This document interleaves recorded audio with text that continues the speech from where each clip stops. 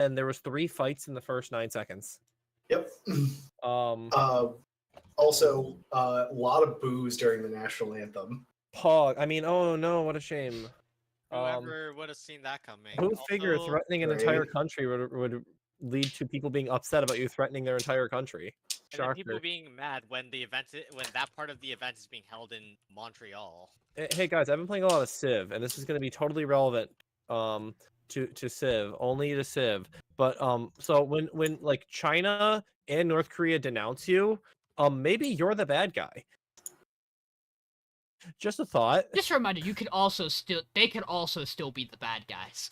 Let's not. Yeah. Oh, no, but like, I just want to make you know, it clear. You know, on a certain issue, you might be in the wrong when they both denounce you about it. No, but okay, but like also when everybody, including the bad guys, from bad guys to good guys, Yeah, everybody, including the bad guys, the denounce bad you. guy. Yeah. No, I won't. We won't. We'll put it this way, disagree on like that. guys, I'm just saying, Gaza could be great in the summertime. We are live.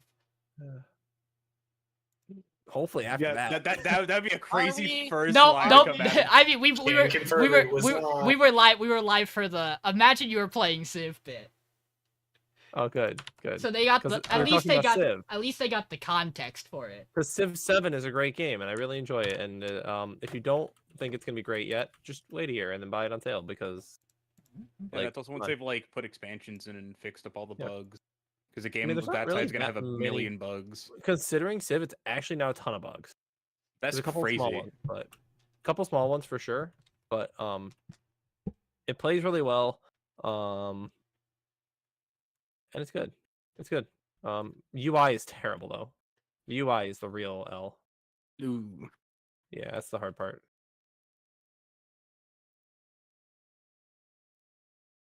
But on that, it's been a good time. Would recommend if you enjoy Civ and have $70 to spare. But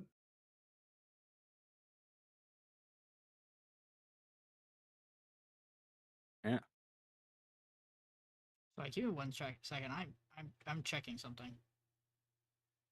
I was told something by somebody, and then I think I was lied to. Oh no! Who'd ever lie? It happens sometimes. You're saying people would just lie on the internet? Who would do that? Or there's a possibility here. Did I think I asked a question and then not ask that question?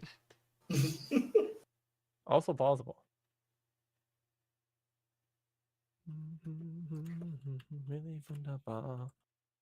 I have a new emote in Fortnite that I got this week because I'm playing Fortnite with my fiance and some of our friends, and it's just the fucking Russian dance, and it's so fucking funny. I love it. Because now whenever I kill or knock down a 12-year-old, instead of like finishing them off like you should do, I just sit there and Russian dance on them until their friends show up. No, that's what you should. No, Should John, you always gotta pound on their body.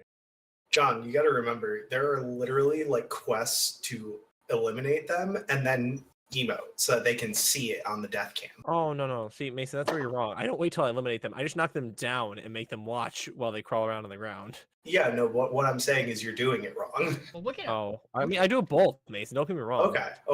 That's Let's all I'm not be making sure of. Let's not be silly. I do both. For later. I'll wait for you to finish that up. Yeah, we're gonna leave that for later. We're gonna find out if I am hallucinating, or just fucked up just a tiny bit. We're also gonna leave our typical what we've been up to for later for if people want to stay around for when we're done. Because that's right, baby. You might have realized we didn't stream last week because there was a big game to watch or not watch. You know, sometimes it's not worth watching. That's all. Yeah, that one certainly wasn't technically a game. It was technically a game. I don't know if you'd call the beginning of it or the middle of it. I thought it was great. Or even the end It of was it. fantastic. I mean, it could be great. it could be a good game, but not a good game. It could be a good Terrible game game to for your watch. emotions. It was a really Very good game to cathartic. laugh at. I want Yeah. you. I want you to know that Michael knows this. I live in PA. Everybody here knows this, but Michael in particular your knows house this. is still standing. Well, I don't live in Philly, so we're fine. But I was at work today. And one of my my coworkers goodness. looks outside the door over a job and goes, "She's brave." And I look at there's an old woman wearing a Kansas City hoodie, and he goes, "What if I just jumped her?" And I went, "That's crazy. You could probably get 5 people to join you right now." The thing is, you'd probably be considered in the right now. And then he also No, they won though. And But then wouldn't you just laugh at her? And then he also goes, "I should walk up to her and tell her that she should just leave. She's got 2 whole cities she could go live in instead. They got 2 of them things." That's besides the point. Yeah, so we were off last week, which means this week is the patented, the classic double vote off on week 2 double vote off. The classic, the only week we do this anymore. Seriously, every time. It just happens. Sometimes we do it at week 6. That's the other one sometimes, I think. Yeah. But it's usually right here, right now. I'm very grateful we don't have any completely unbearable shows though, because if this was on the season we had we might talk about that. everything is watchable, man. I'm gonna say it. Everything's watchable. Every episode 5 was watchable. I think that's fair. We don't I talk would about agree episode with 4. that. That was 2 weeks ago. There was an episode 4 that I think was not really watchable, but we'll talk about it. Maybe, or we might not. So we did indeed watch episode 4s and 5s of all 10 of our remaining shows. We're gonna run through those to the best of our ability. Some of us may have actually watched episode 4s literally a week ago by now. Others of us may have watched them literally today or yesterday. You never know. Who's to say? I am some of us. I am some of us. As I am always. also some of us. I watched 7 of the shows today. I watched most of them yesterday, but I did watch a fair amount. Yeah, I was gonna watch a lot of them yesterday, and then I did other things. That was how I was this entire week. So we're gonna run down. We're gonna talk about those. When we're done with that discussion, we are going to vote off or put a sleigh on the shows we do not think deserve to stay on this podcast, and the 2 shows with the most sleighs, who knows what they could possibly be going into this week, are gonna go off the podcast. There are gonna be spoilers all the way through episode 5s, and we're gonna have some harsh language if the opening of this podcast was not a sign of that already. Spoiler: one of the shows is mine. I don't even know what Phone typically 2 shows you guys let's are talking let's about. have I a feel like I disagree. let's play a fun game. How many of the 10 slots of our PR do you think is the same across all 5 of us this week? 4. 3. It's 5 of us. Probably, being there's the same. probably That's hard to do. legitimately 1, maybe 2. It is 3. Oh, so close. It's not going to be a lot because I know my PR is probably completely different than other people because of my opinion on these rom-coms. Yeah, let me just say, it's the middle area that we have some disagreements. But let me just say, there's a couple that we are very in opinion of this week. Let me get that ready. So we do indeed have a power ranking.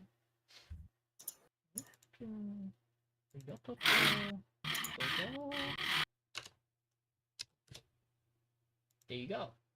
There's the power rank. But this could mean nothing. You never know. Strange things might happen. But there certainly is a consistent 9 and 10, and that may not look good for those shows in a double vote off week. You never know though. We did it. Surprises may happen. Michael, congratulations. I shake your hand. We'll talk about it. Yeah. We'll talk about it. Yeah, we gotta go 5 shows in to talk about that. Yeah, 5 shows in. Yeah.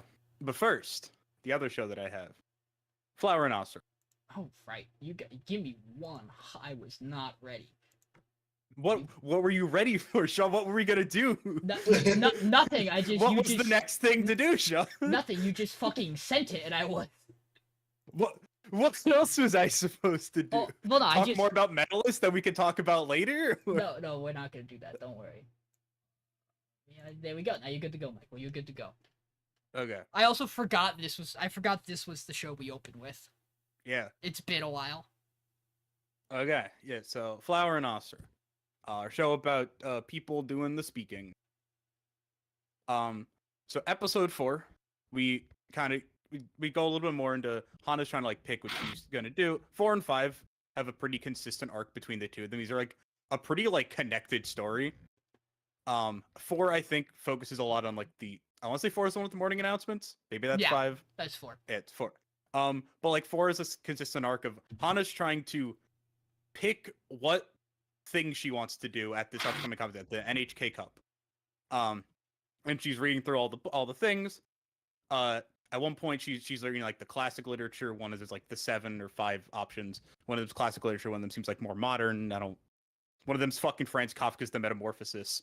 That's in the classical. I Talking believe. about Rosebud. Is that technically? Oh yes, no, it is no, another one, it's separate actually because the classic. It's like classics. It's like classic Japanese Yes, literature. yes, yeah. Yeah.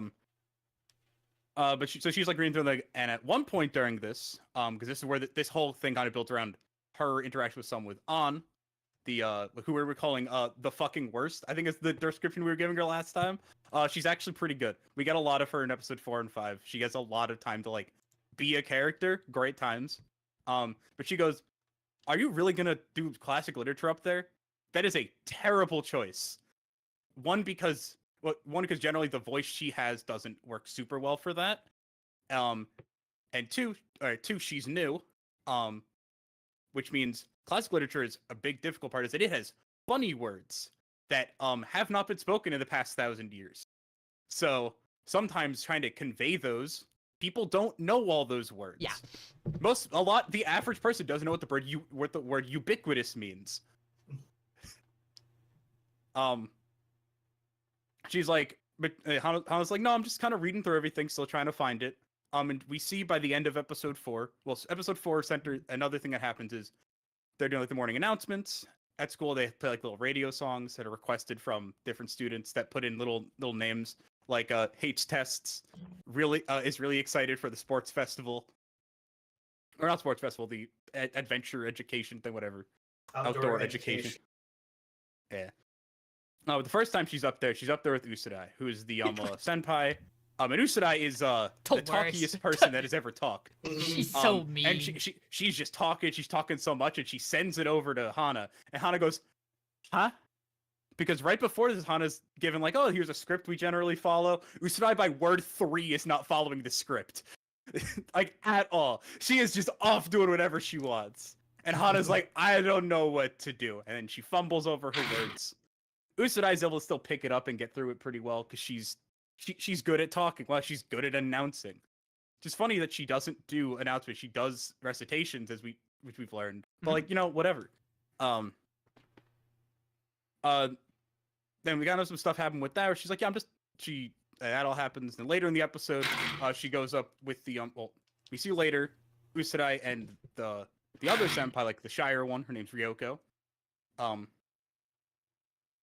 They do a little thing, and we see she's also a little bit like nervous up there with Usadai because Usadai still is the talkiest person ever, but she still has like her own like kind of script she's internally following for stuff like this. And then later in the episode we see Hana and Ryoko up there.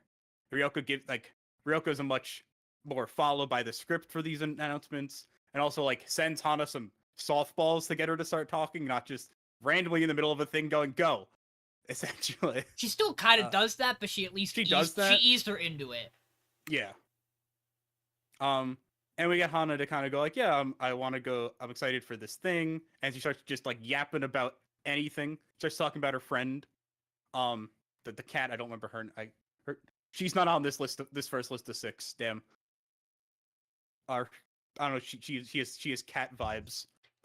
She's like, oh yeah, we're gonna get jumbo marshmallows that are really big, like way bigger than you'd expect. I'm trying to remember, like episode 4 is mainly on that. Yep. And I think by the end of episode 4, I think she decides what one she wants to do. She's starting to decide. Yeah, she's like pretty sure. She's like, I really like the book. It's like Journey into the Blue Spring or something. It's something Blue Spring. Yeah, the manga Blue Spring Ride. Yeah, they say Ohio about 15 times throughout this next episode.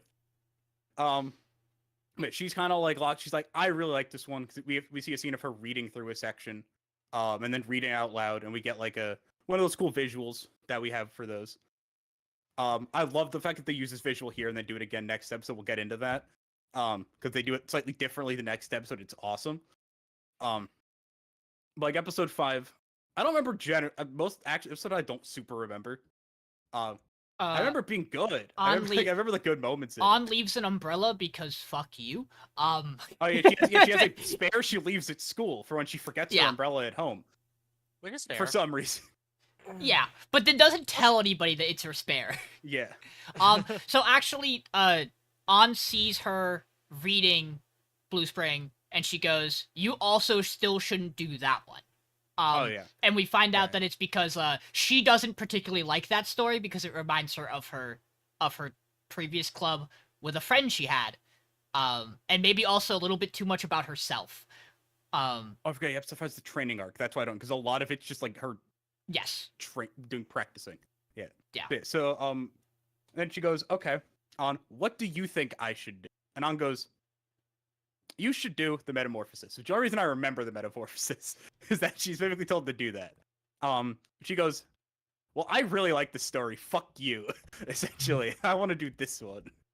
So she goes to the club. She goes, "I want her to be my friend," and they go, "That seems like a little hasty, especially with the way she acts around you. But you know what? I believe in you." And then Knock yourself out. our goat Shudai Toga spins a little drum around and goes, "Hey, go ham, queen." We do And have then she practices and stuff. we do have a bit here with Akiyama, the other guy who's not the upperclassman. Oh, yeah. Where he kind of comes to Anne's defense here of like, because Hana's like, Hana's like, she should do recitation if she likes recitation. Like it seems like she's kind of like running away or is in denial of it, and Akiyama kind of goes, "No, this is just a difference on the type of people we are. I would never do something that I don't think I'm going to succeed at." And she feels the same way. She's doing this because she cares about winning. She doesn't have to do this to have fun. Because one of the other things that on is like, you should not pick this just because you like it. You should pick the thing that is good. And it's a really well done. You should take a second to look at the other side of this because you are not this type of person, and that is Yeah. important here. Because I think episode 4 actually has her go to both Usurai and Ryoko and go, "So why do you pick the stories you have?" Or, we knew about Usurai's stuff. We knew she picked it one because the thing with the advisor. But we also know it's like she just likes that story. And Ryoko, we learned this in these 2 episodes. Not just does she like classical literature, she has a classical literature fetish. Yeah, she's Toko Fukawa. She makes the exact same poses as Toko yeah. Fukawa. But in episode 5, she's like, "I want An to like accept me as a member of this club and accept my determination." So then she practices. She has her little training arc, and then she walks up to An in the middle of the like at the end of school, in the middle of like the front like yard of the school, whatever that would be called. And An goes, "What are you doing here?" And then she's just reciting a part. It's the same part that you see her do in episode 4. But like, she starts doing the recitation for it. And it's crazy how the second this starts, you're like, "Oh, this is a different person than the person who said this in episode 4." It is completely the whole vibe of it's different. Though the visuals they use are slightly different. Like they add more rainbow colors to it. It's not just like a dark background with a fountain and like rain. It's sick. This scene was awesome. But yeah, then An's like, "Okay, yeah, you're good. I still don't think this is the best path for you, but like, sure."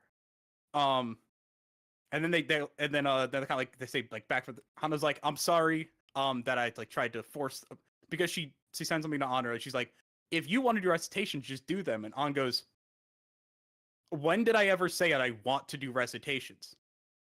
Why do you people keep trying to push that on me?" It's never a thing she said. It's just kind of an assumed thing, but the fact that she had been doing them in the past. She goes, and we got like a whole thing. She goes, "I just want to win.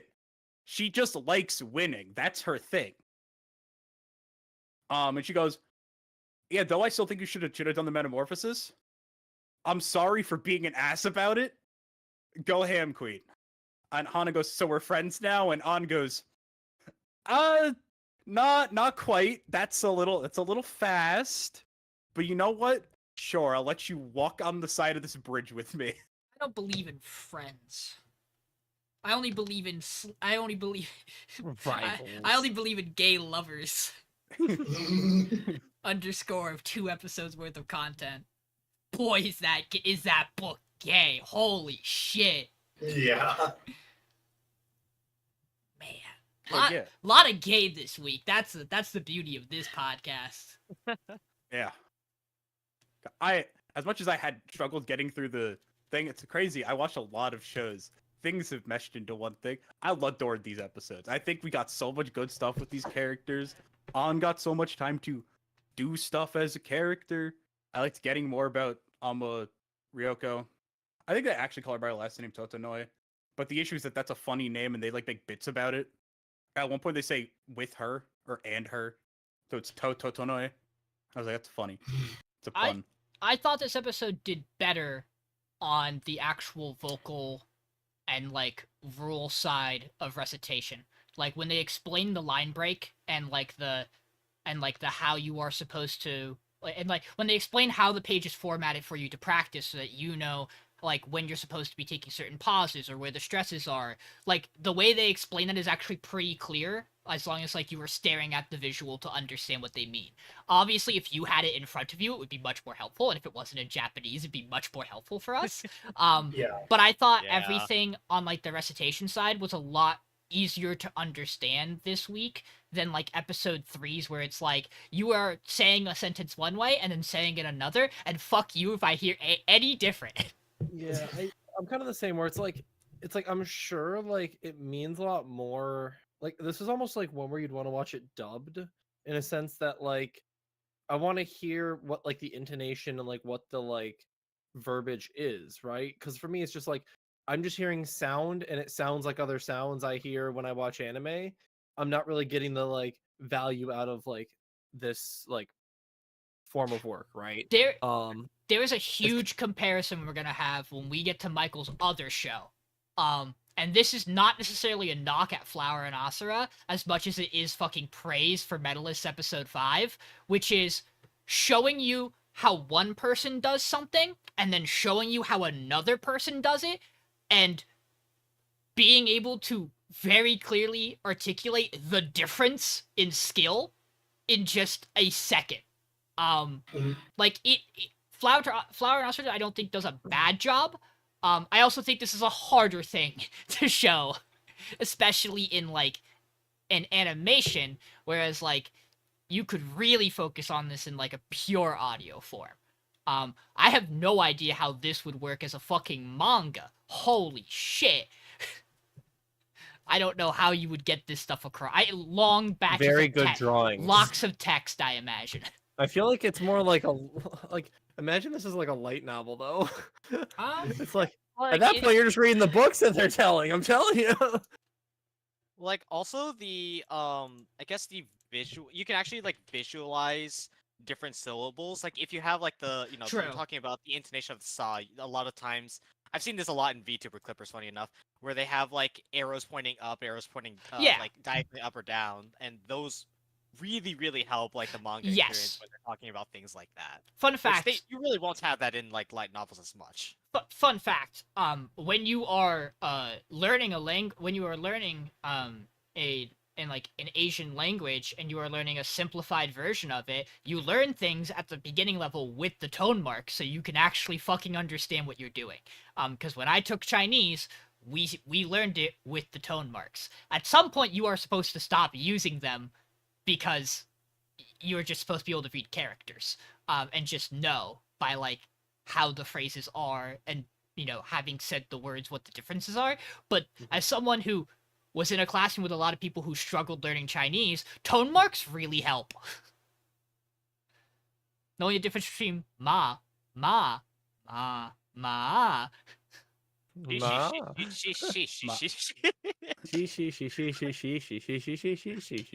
I have heard that one before. I know exactly what you're talking about. It's the worst part. I still really liked Flower and Asura this week. I don't think there's anything necessarily that's dragging the show down for me. I just think other things were better for me. Well, yeah. God, some of these I think shows this were fucking show nuts is this week. Fine. Some of these shows were fucking nuts, and Some of they're these shows were fucking. and some of these So shows that one, were certainly exist. You talk about that like it's a problem, and it might be a I see no critical in issue your with this. power ranking. I really love the the slight character and like relationship development between On and Anna. Hana. I think that I would like to see like more of that development. Hopefully, her just like actually becoming like a real friend rather than just kind of sure, you're an acquaintance. I'll keep you at like 2 arms lengths rather than 1 right now. I didn't realize the OP makes it very apparent they are gonna become like actual decent friends. Because Yeah. I don't think there's a single frame of the OP where Odd is like frowning or has like an upset look on her face. See, but we've been burned by openings before. True. Like, This Death show, Parade yeah, exists. this show has an uncanny ability to make me fear that something bad is going to happen when I don't think there's any reason for me to fear that. There are just odd things about like music and scene setup. Like there's a scene in Yeah. episode 5, I think, where Hana is walking with her friend and they zoom in on the traffic light for no reason. And I'm like, are we gonna do something here? And it's just they're just walking. Another? It's just Is this- making, is this- and that's truly what I'm God. tainted by. But it's just like why I we see them on a boat and my brain goes Han- It's the boat. It's her pointing the It's umbrella fucking at her. umbrella in stairwell. Hana Ugh. also perpetually looks terrified and about to cry in every scene she's in. Every Which last I time. noticed The this wa- the week in walking ball of particular. stress that she is. Yeah, but that's not real, and people aren't like this. One of the things that like I kind of noticed is like there's so much less like the use of background music is much more sparingly because of how focused of a show it is on like the voice acting and the intonation, and I just really and when it does come, it's just very gentle, very light, and it really like pulls you in, and I really love that about this show.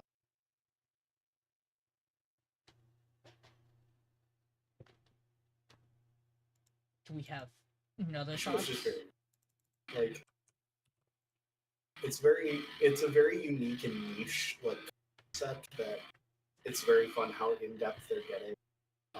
Like you talked about earlier. Like the visualization of how they're reading it on was really nice and really helpful to understanding a lot of it.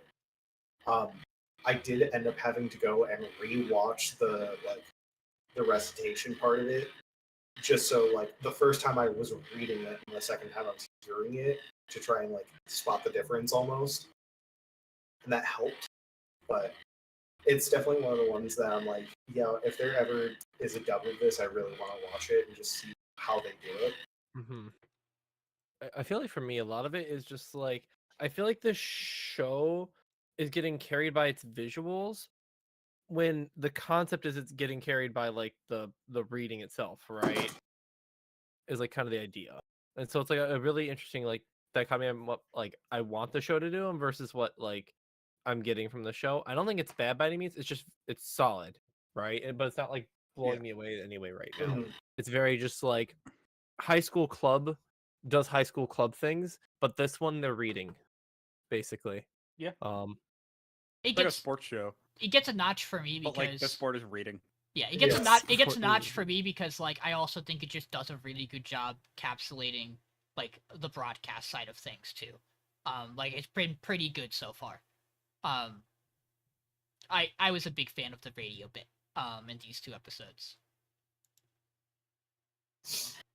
With that in mind, it's time to talk about sex.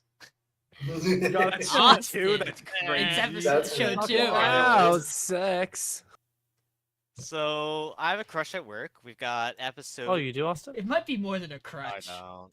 That's Chat, I think Anything we've like secret? finally be past the point where we can consider Yeah, this. Yeah. Yeah.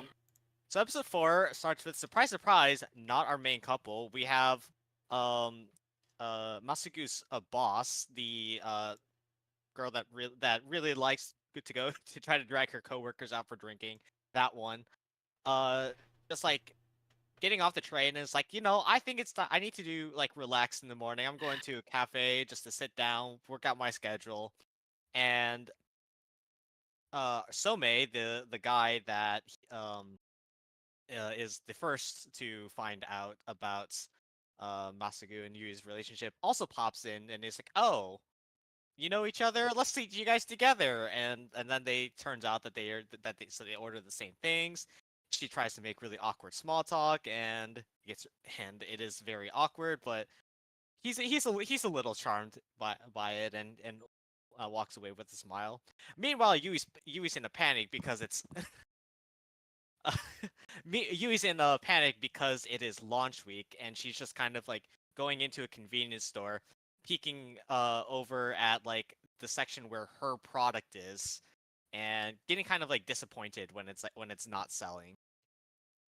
And she is very a little frustrated at it, and she starts to feel like pretty bad about it, and kind of like lashes out at her coworkers for it, and talks with Masagu about it at his house, and he reassures her, and the next day she sees some like girls buying her product, gets very overjoyed, and she's off like jumping up and kicking her feet like the happy little lad she is.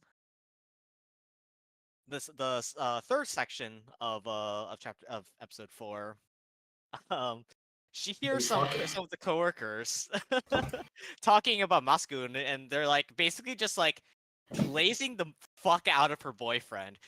They're like, "Yo, he's such a nice, kind, reliable guy, and he's so tall. He's kind of handsome too, so on and so forth." And she gets a little jealous of it, and she just puts on her full big boy socks, and by big boy socks I mean lingerie, and seduces the fuck out of her boyfriend. And they talk about it. They do talk about it, and he gives her some more reassuring words, but then we get like a full on like 3 or 4 minute sex scene. Bro, she is straight sucking him off. Like, Yeah, it was crazy. like straight up. It did everything but show whole. It's wild. What's the show's rating? It's a seinen. The seinen. Oh, no, like is the manga is a seinen, or The manga is tagged suggested. Suggestive. So I don't think it ever actually. Suggest. So like it's not like it wouldn't have an ecchi tag.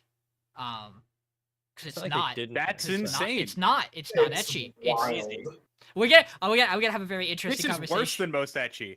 Oh, I can't wait to talk about. I can't wait to talk about this. You and I have strict disagreements on this opinion, and I'm It's so happy. Weird because I don't consider it ecchi, but it has ecchi stylings. I mean, they're just two people engaging in. We have a whole other episode to talk about quick, but before we do that, I'm gonna say it. This is smut. It's smut, Yeah, and if you got a it's problem smut. with smut, too bad. We're on my podcast. You get smut. Look, I'm It's reading good smut. smut. I'm reading It's good smut smut. right now. It's fine. I'm Is reading that good smut shit? right now.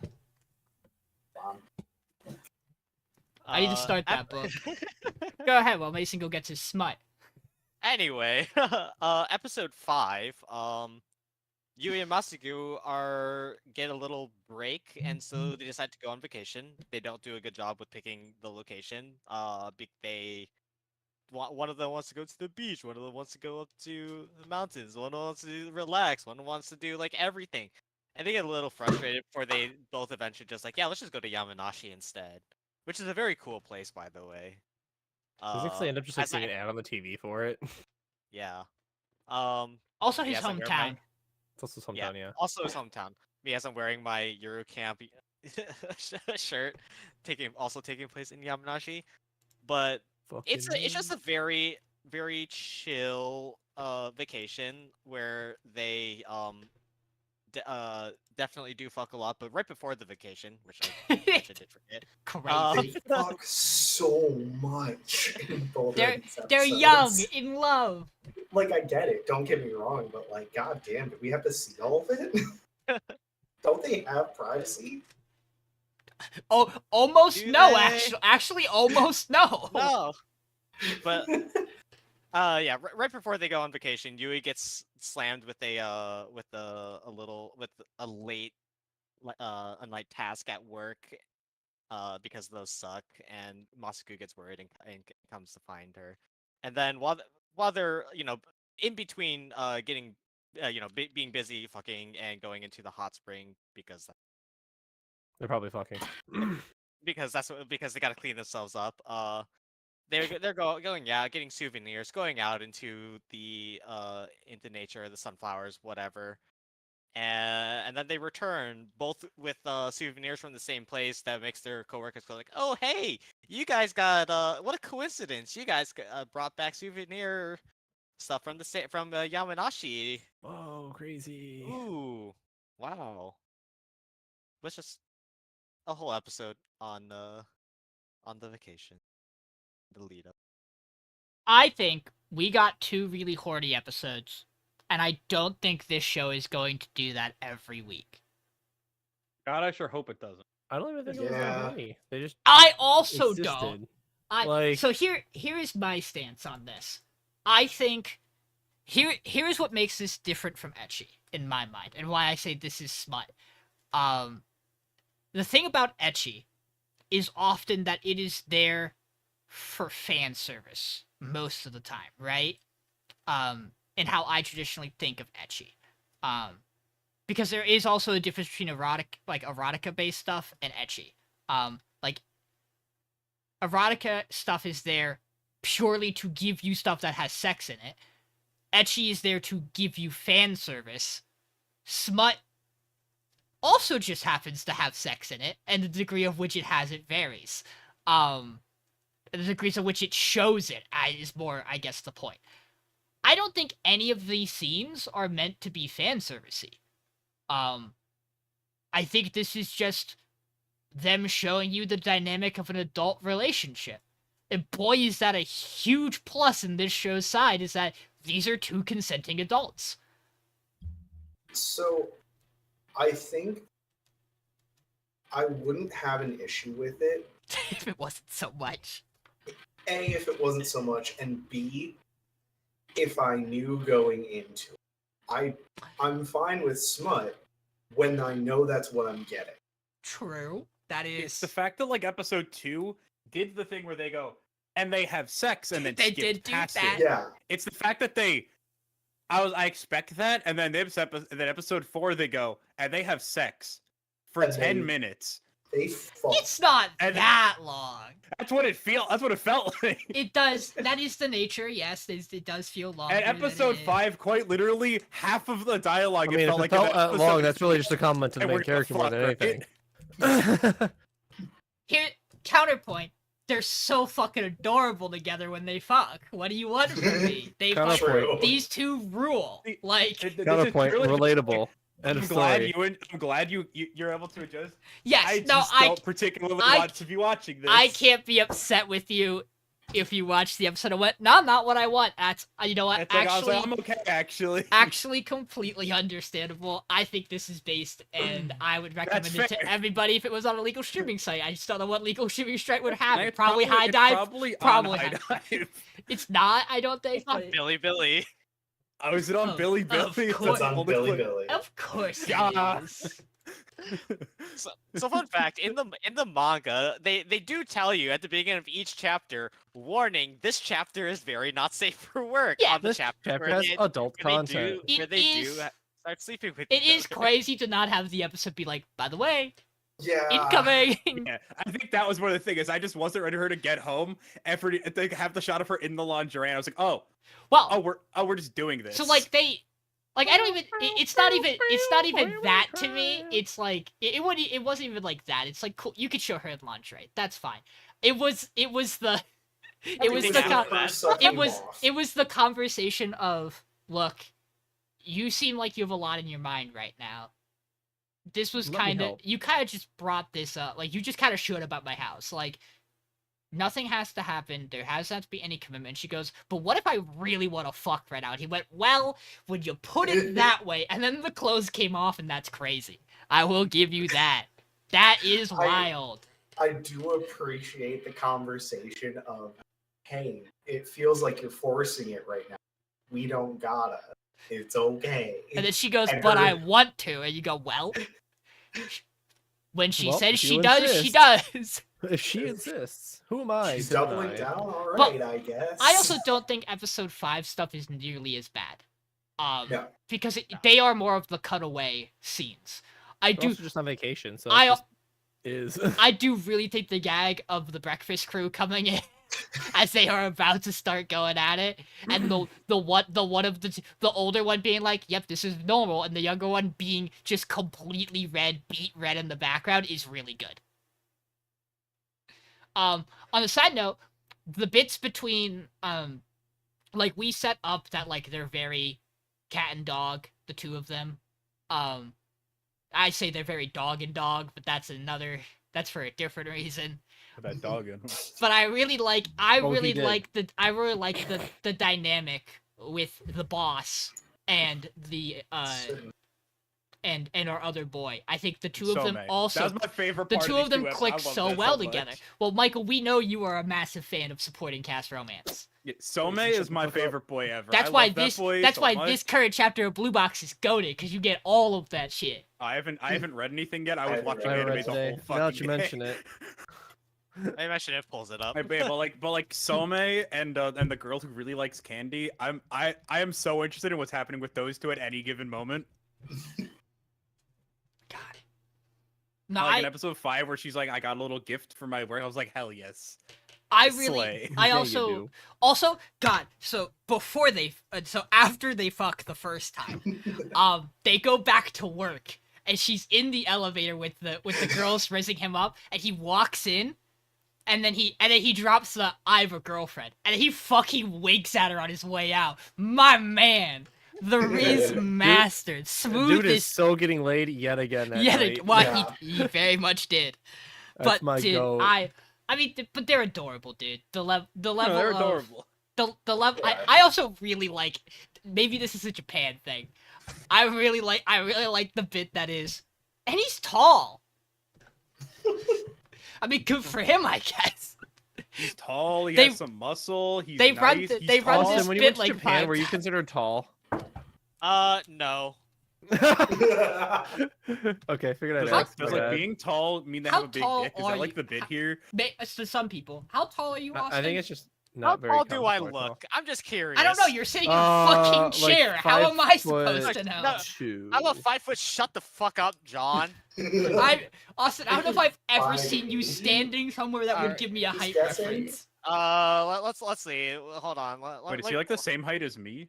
Short Here, boys? Like 5 foot. Fuck you. Stand next to my door, and then you can like. Oh no, not the door. You Someone can get that pull up, guy, like, someone get that guy on Asian Twitter. TikTok guy, that Asian TikTok guy that just like pulls up the fucking receipts and the pixel lengths and the angles and shit. For all I I love that know, guy. Austin just lives in the. Okay, that's fair. I was gonna say, for all I know, Austin Look just how lives in a sad house with a it's small roof. Who's the tallest out of us? Side note. I think John. I'm Oh yeah, 6 I foot think on the- John's like really tall for I some- am really tall as a word. I'm 6 foot on the dot. You are. And that's then, not just me. yes. That's not just me coping. That's actually like a fact. I'm 5'11". Yo, high five in the yeah, probably 5'11" crew. I'm 5'7". The height that What's everybody the weather thinks you like are, down but there, nobody I knows. boys? think I like to say I'm legally 5'6". Michael Because is. I haven't checked my height in forever, and that's just what my Driver's license says. I would license says. not have guessed. Yeah, Michael. I'm fucking short. I would have guessed you were tall. We'll have to send you the video of him. We're gonna marching- have a the wonderful, marching awkward band interaction video. one Don't day. forget, he's a Well, drummer. Me too. Hell Yeah, yeah. I'm Same. legally 5'6". Michael, we can compare awkward marching band pictures. Same. Yeah. Yeah. Mace will be in them too. Oh, you know the what? best part of it, Hold which is on. when I was in high school, I had really long hair. Like, it's like my hair's kind of long right now. I needed to Like get a Mason haircut tier? today. But I was watching anime the whole time. Yeah, not quite to Mason's length, but like, yeah, it was the point where you needed to like put it in a bun to put it in the fucking Shaco. for marching band. Yeah. Bro, I hated wearing Shakos. And my buns always look terrible because I didn't do them outside of specifically that. Fair. And I always did them too low, so half my hair would fall out. Guys, I'm gonna say it. Shakos sucked ass to wear. Shakos are the worst. Do I Yeah. really not In high school, we have- got to wear berets. It was great. It's way Oh, better. we wore Shakos in high school too. Do I really not have this photo readily available? But anyways, they fucked a lot. Anyways. There Show's we go. really cute. I like this show a lot, and it's highly rated. And I'm gonna be frank with you. It's for 2 reasons. One, they're cute. It's great.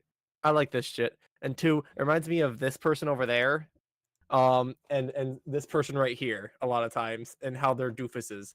That's why I was throwing up watching this show. That makes Yeah, sense. that's- I'm also crouched down in this. If you can But- very clearly tell the difference in but- me and yeah. Sean's build in this picture. Look at Sean's wingspan yeah, over there. actually, I Bro, it's about to fucking take I am off. fucking huge. Oh my god. Sean's got those arms.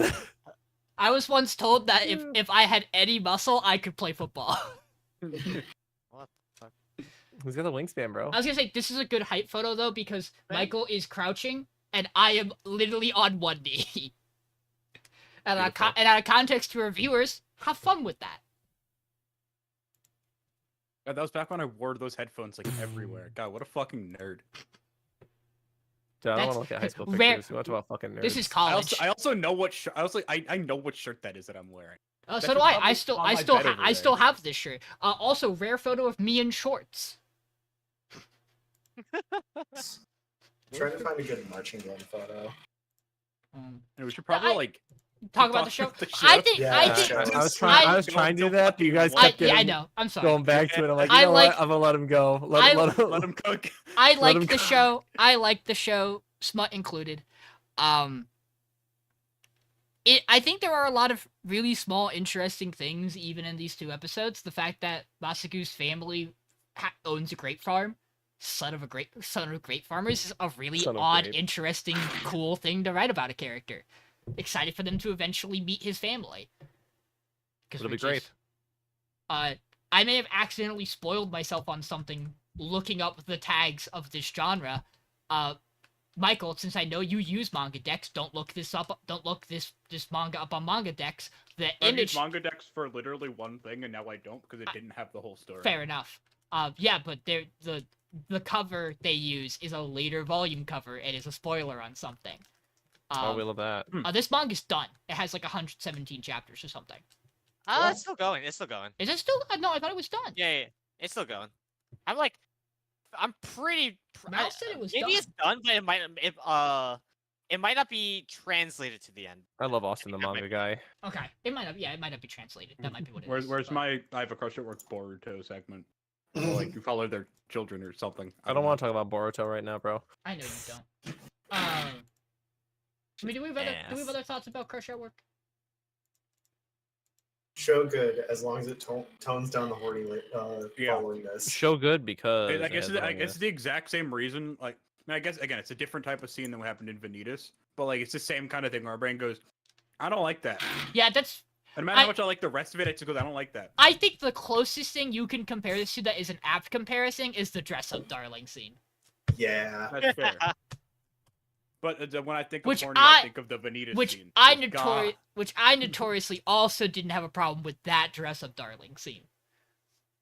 I God, had I had a problem with other dress up darling scenes. I had problems with other ones. I think I had a problem with that one, but that was just because on the basis of it needed to stop doing that. I mean, shit. if you weren't watching and you were just listening, not a good scene. Not a good scene to listen to. Anyway, You watch that at work or something? Anyways, With ZENSHU. headphones off. ZENSHU. Back to you, Mason. ZENSHU! Guys, So real quick, Mason, before you go, while Mason's talking about ZENSHU, can we just like periodically just throw in ZENSHU in the background, like the show likes to do? That so track's awesome. You just reminded me I should make sure I have the soundboard muted right now. so Just, we don't have that yet. We'll get that ready for I'll next. get- I can we'll, make that we'll for get next ZENSHU time. for next week, and then I'll I have the love that sound. Mason picture. I'll have the soundboard on, but you have to promise you won't hit any of the other things, including the new one I added. I'm happy about that one. Thank you, Mason. No problem. So That's for you guys, not for me. anyway, ZENSHU. I rewatched all of it and watched these new 2 episodes in the dub, which the dub is fantastic. Can confirm. Yeah, I think I was just all really hard on Yunio day 1 Yeah. because Yunio is intentionally the biggest fucking asshat for episode 1. But like, by episode like 4 and 5, Yunio's calmed down. So this stuff's He's a little better, yeah. Junio is just kind of like, okay, yeah, we understand the bit with him now. We get it. We don't have to do it as much. Yeah, I could just mentally block him out of my mind. It's like he's not there. Exactly. So episode 4, we are following this thread that Mamelon is is part of the bad guys, and so we follow her in the choir. Luke and Natsuko follow her to her choir practice, which is conveniently behind a hidden wall, like Dark Souls style, in the graveyard, under the statue of the hero of the last town. Gee, I wonder about this symbolism. And we follow. Natsuko's following her because A, she wants to know if she's betraying the group, but also B, this was a thing that wasn't in the movie, so she wants to know about it because more lore. So they head down and they find a whole bunch of people worshiping for the ultimate void, screaming, "Please, I want it to end. Please let us die. Please, for the love of God, I want to die." Kill me! Kill me. Very calm. Very I have to pleasantly. get out of this body. So, God, what a bit that only 7 people would ever understand. it's such a good bit, though. So, turns out Mamelon is leading this group of cultists, and they apparently have this plan that is a last resort to do. After they follow her, when they come out, they talk to Mamelon, and they're like, "Hey, we know you're leading this. Why? What's going on?" She's like, "I have lived for centuries. I have watched everyone I love die. I just want it to end." And they're like, "Holy shit, man, that's real fucking heavy." I don't know what to say to that. Luke cries. Understandably, actually. Justifiably, yeah. You know what? I get it. Yeah. I give him a honestly, pass. bro. It's fair. They follow them again, and they have this plan of Luke is going to blend in with the cultists, and Natsuko is going to draw. She's going to draw the ultimate void, and they're going to listen to it and it's going to tell them to not end the world and summon him again. This doesn't go to plan. Mamelon turns into the ultimate void, or like an illusion of it, starts trying to revive the actual ultimate void. And then Natsuko draws, and she makes what I think is the funniest bit so far, which is she just draws an idol, calling him the ultimate exister, as opposed to the ultimate void.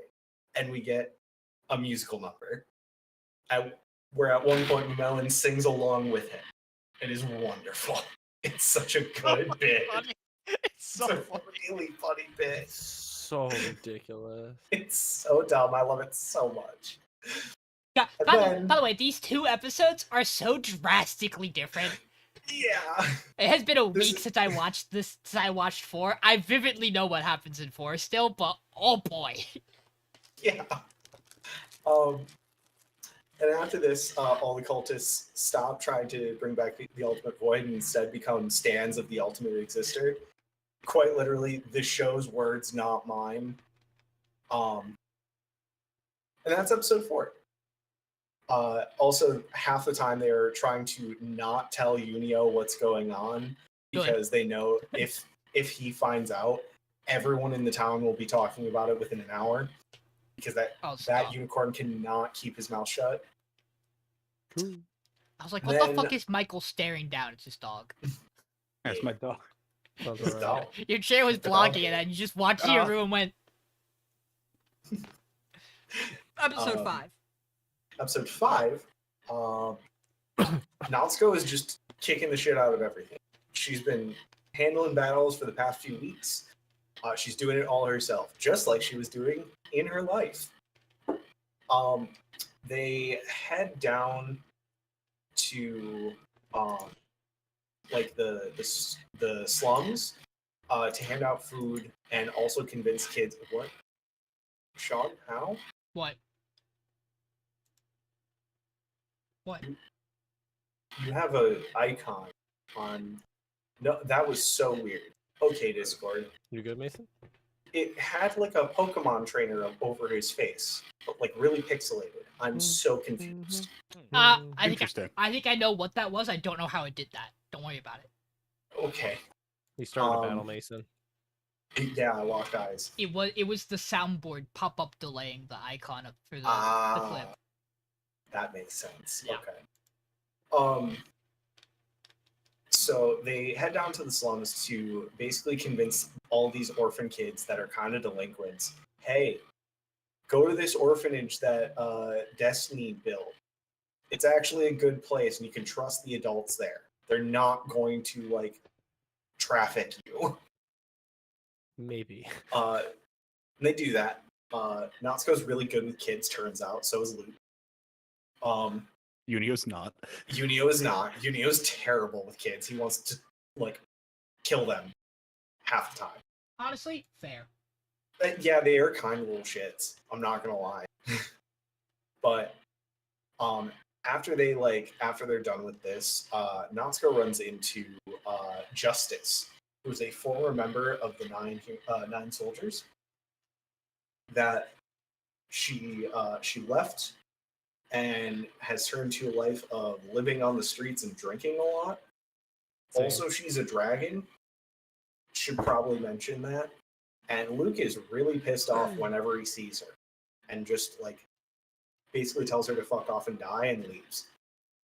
Natsuko ends up going back to her, talking to her, and we get the story of what actually happened, which is the last time she was part of the Nine Soldiers, another member died, and when that member died, Luke got really broken up about it, like on the battlefield. But also during that time, she got hurt real bad and now can't fly. One of her wings got like mostly burned, and she never brought it up to Luke because she felt like, that man was grieving. My problems are not as important right now, and then just left. And Luke doesn't know the whole story. I think the biggest thing, real quick, with that is that actually she didn't tell him because she knew Luke would blame himself because that's how he is as a person. Sorry, go ahead, Mason. I'll let you keep going. Also, is flirting with Natsuko this entire time as well, like very heavily. I will say, Justice. Would. So What? the wiki, Whoa. the wiki says Justice is male. Still The would. character description of any list only uses they them pronouns. Yes. So truly, Would Justice is just the greatest character ever. would even harder. I mean, fair. I was just saying because someone said gay when talking about Natsuko. I was like, I don't know if that's technically True. correct. Right? True. Would any? Yeah. Debatable. Thank you, Michael. God, Justice is my favorite thing ever. Justice Oh my is goodness. fantastic. After this, there's a monster avoid attack where Natsuko draws. She draws what's basically a samurai, and these things are basically jelly tentacles, and it doesn't work. And they end up fucking it up the first time. She draws again with like new and improved drawing. The drawing dies, and now they have nothing to go on. So they're just kind of there. And the episode ends with Natsuko seemingly getting eaten by the void. And that's where we end episode 5. Nice Gurren Lagann reference, episode 5. Right? Immediately followed by baseball. The show rules. Just great. I do think I don't have a lot to say about episode 4 because I think episode 4 is actually really good. Perhaps there's a couple of like very very small pacing things in 4 that might have bothered me. I don't remember enough about it to really speak on it. I just really I thinking back on it, really like episode 4. I also really like episode 5. The only downside to it I would give it is I think it leans a little too hard in the hey Natsuko, stop being full of your fucking self. I think it's a little too much, but also we've talked about this show fucking riffing on everything it's doing, and so I don't necessarily I don't want to. It is hard to hold a criticism too highly on this show because I never know what it's doing genuinely and what it's doing out of spite. We also get a weird episode. Is it? I think it's 5. Opens with a weird "we are back in the office," and we showed Yeah. because it's like to it's because re-hit he needs to set up re-hit home the I'll do she it all does. myself, Yeah. like I always do. Which I 'Cause think that was she repeats that word interesting. for word at the end. Yes. No, I think Justice is a really rad character. I really enjoyed getting more information about the thing we jokingly kept pointing out of. There's not fucking 9 of you. Thank you. I'm glad we're talking about it. Yeah, Right. at least one of them's dead. Yeah. Justice is currently essentially out of commission. And I believe we get named another one, because Natsuko uses the 9 heroes when drawing the directions for the kids to the orphanage. So they do, I believe we get a name of, I don't remember it, but we get a name and like a kind of visual for another one as well. Because I think she uses Justice, the one that dies, and like one more, if I remember correctly. Yes. That's they do. that's don't re- remember. It that's was a really longer name. that's really neat and a really cool way to do world building stuff. This is rad. Small thing that I think wasn't conveyed fully, just probably because it's been a while. In episode 4, it's not that the Memolin being a traitor thing doesn't happen. It's that the choir's not the choir isn't known, and instead, Natsuko only knows about the betrayal that happens at like the end, where Memolin turns into the ultimate void. and then he gets to kill her. Yeah. So like it is Memolin being the traitor is known. It's just a matter of like we theorized, she has no reason to act on it right away. Though she does kind of pull that trigger fast, which I was really appreciative of for episode 4. We don't really fuck around with that. It's the fact I appreciate of, oh, I'm found out. Guess it's time for Plan Z. Like, we're fucking doing it. We're turning it up to 10. Yeah. Last comment I have about these 2 episodes.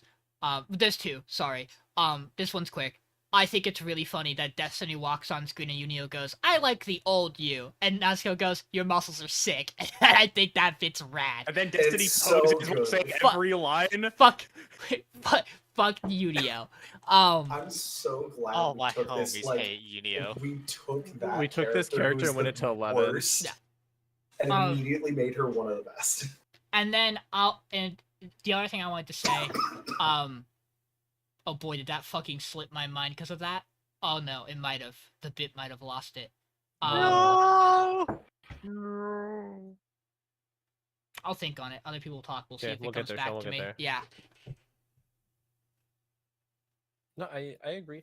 I think I'm glad they're going in different direction because part of me was like, okay, what are they gonna do to create conflict here, right? Because it's been smooth sailing so far, and now it's at the point where it's like exactly what we thought would happen, I guess, to a degree, where it's like she's overdoing it herself and not relying on anybody, just like she did before, and she's got to learn her lesson, and now actual stuff happens to like actually punish the hubris, right?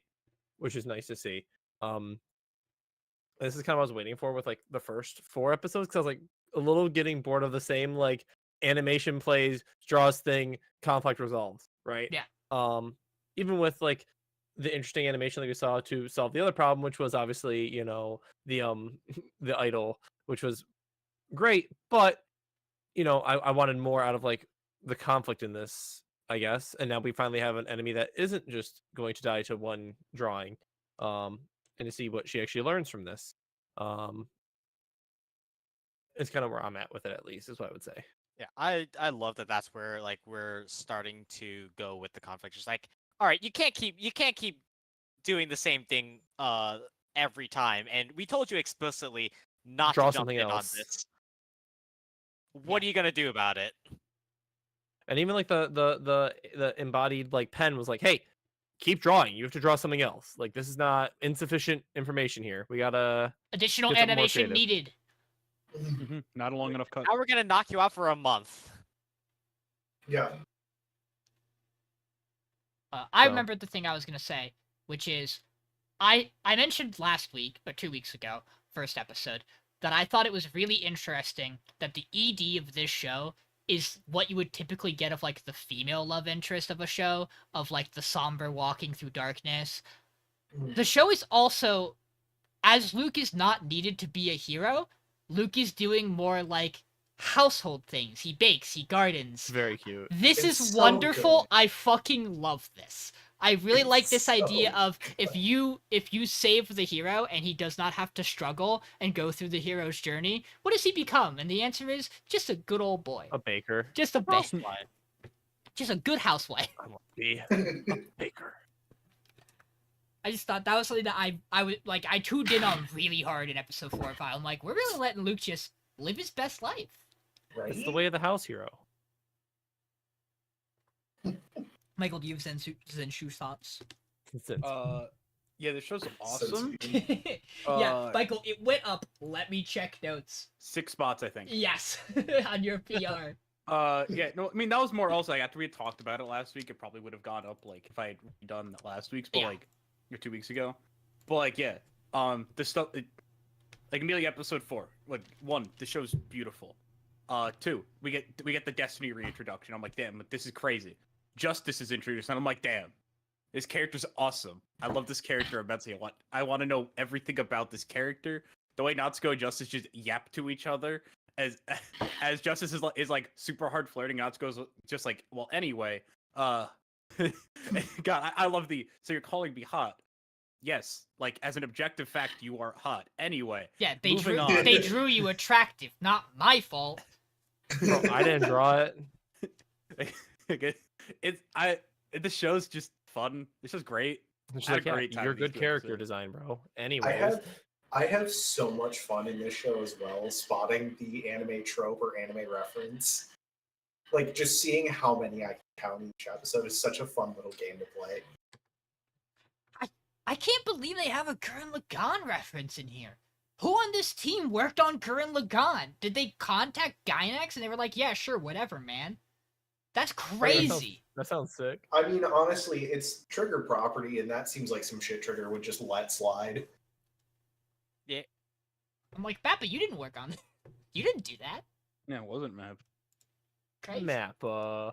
Mappa. Are you stealing other people's IPs again? John, who is that baseball player?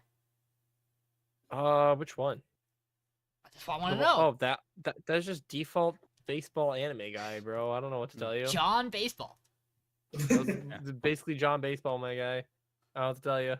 Wow, that's baseball. That's the baseball. Yeah, she'll good. So good. She'll Glad I probably picked it. she'll good. probably I- she'll I- probably better than good. Good's probably not a I'm- strong enough word for that show. Above good. I'm very glad Mappa isn't always shit when it comes to their originals. Yeah. Here's here's hoping people are alive after the show's done. Right? Holy shit. The animators just projecting themselves through the drawings literally this time. But yeah, no, I think ZENSHU is really good. I just want to see more out of like the main plot, and I think we're finally getting there. So Sakamoto Days time. Man, by the way, we didn't say this at the start. Watching episode 4 and 5 worked out really well for most of our shows. Yeah. Sakamoto Days being one of these. So we continue at we pick up literally right where episode 3 left off. Shin is dying. So we have captured our poison user, and we have gotten the antidote out of him. Shin will not die. And he stresses to Sakamoto that the Order may have to get involved down the line at some point. Man, you gotta be careful. People are gonna keep coming for you. And then we are immediately introduced to our next 2 set of characters as the Sakamoto family enters a haunted house. We are introduced to her name's the one I need off the top of my head. Give me a second. Well, first we are introduced to Boiled, the greatest man ever to ever live, also voiced by Fun fact. ProZD. Yep, there it Voiced is. by in the English ProZD. dub. If you didn't know, John, I'm gonna have an even crazier fun fact for you in a hot minute. I just yeah, have are to you? I have to get her name. Obaguro. Obaguro, Who yeah. is here working with Alexa Boiled. Bliss. This is Alexa Bliss from WWE. Mhm. Killer job on this role. For someone who Mhm. has not voice acted Yeah. before. She does Good a job. really good job here. Both of them do. So they split the family up. Boiled takes Sakamoto because we learned that him and Sakamoto used to be buddies together. They were in Well, Hitman. Well, he thought they were buddies together. Sakamoto he thought he was hard boiled, my guy. Sakamoto just kind of vibes near him, and has seemingly forgotten who Boiled is. Meanwhile, Obaguro kidnaps Shin and straps him to a table and goes, "Okay, Lou, what are you gonna do now? If you don't start like having a cool fight with me, the Meng's gonna die." And Lou goes, "Well, there's only one thing I can do in this moment: drink alcohol." And we learned that Lou is the drunken fist stereotype martial artist, and here we go. We have this for the entire show. We get a bit of Sakamoto and Boiled fighting in episode 4. Boiled kind of kicks his ass a little bit here. He's got exploding bouncy balls.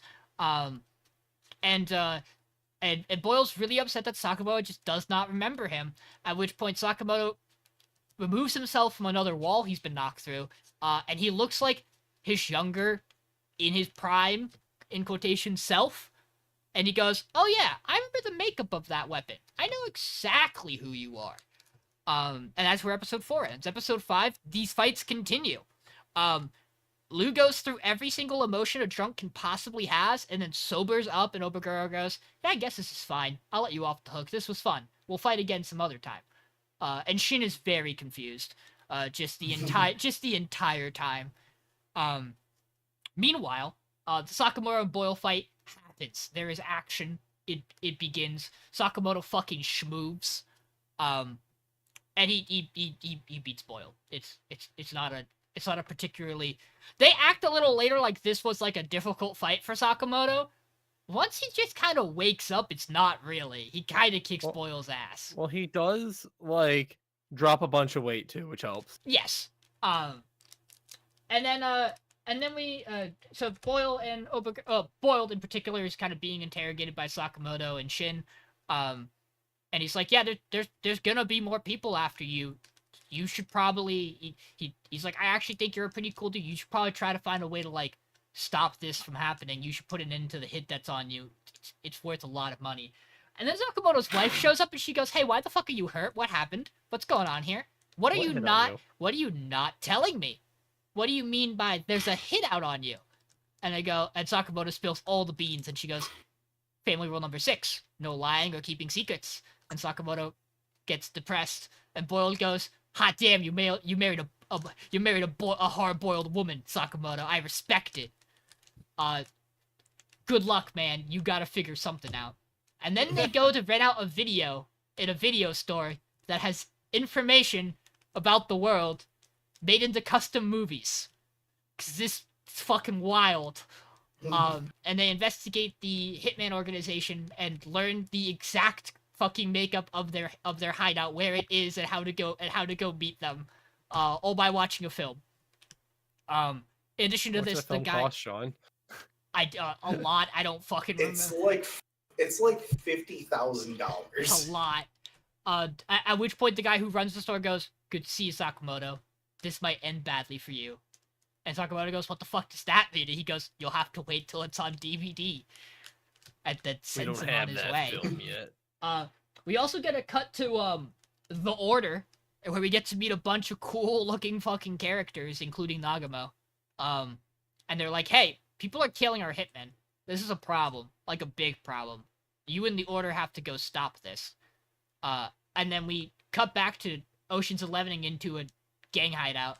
At which point, they do this we do a really good bit here where Sakamoto and Shin dress up in espionage, take out 2 guards, and then immediately get out of the espionage, and Lou goes, "Why did you do this?" And they go, "It's hot." Also, also Sakamoto's fat again because he took a day off. In addition to that, He eats a lot. Yeah.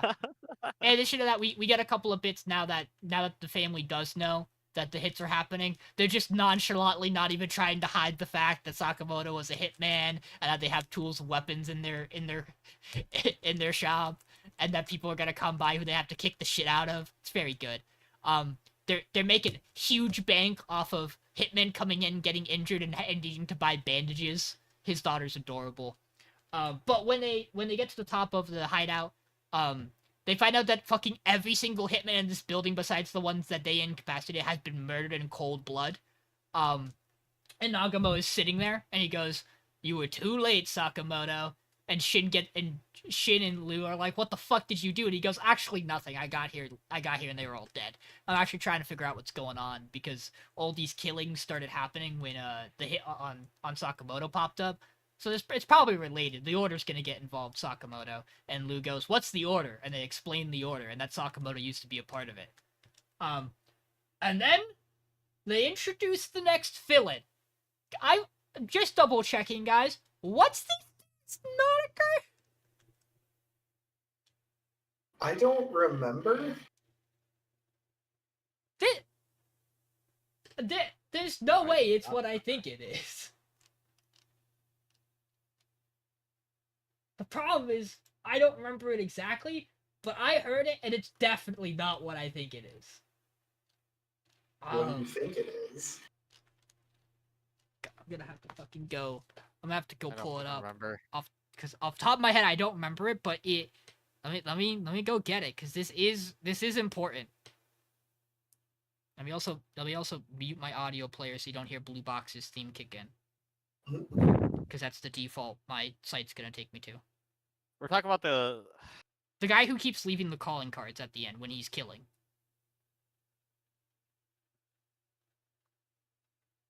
Give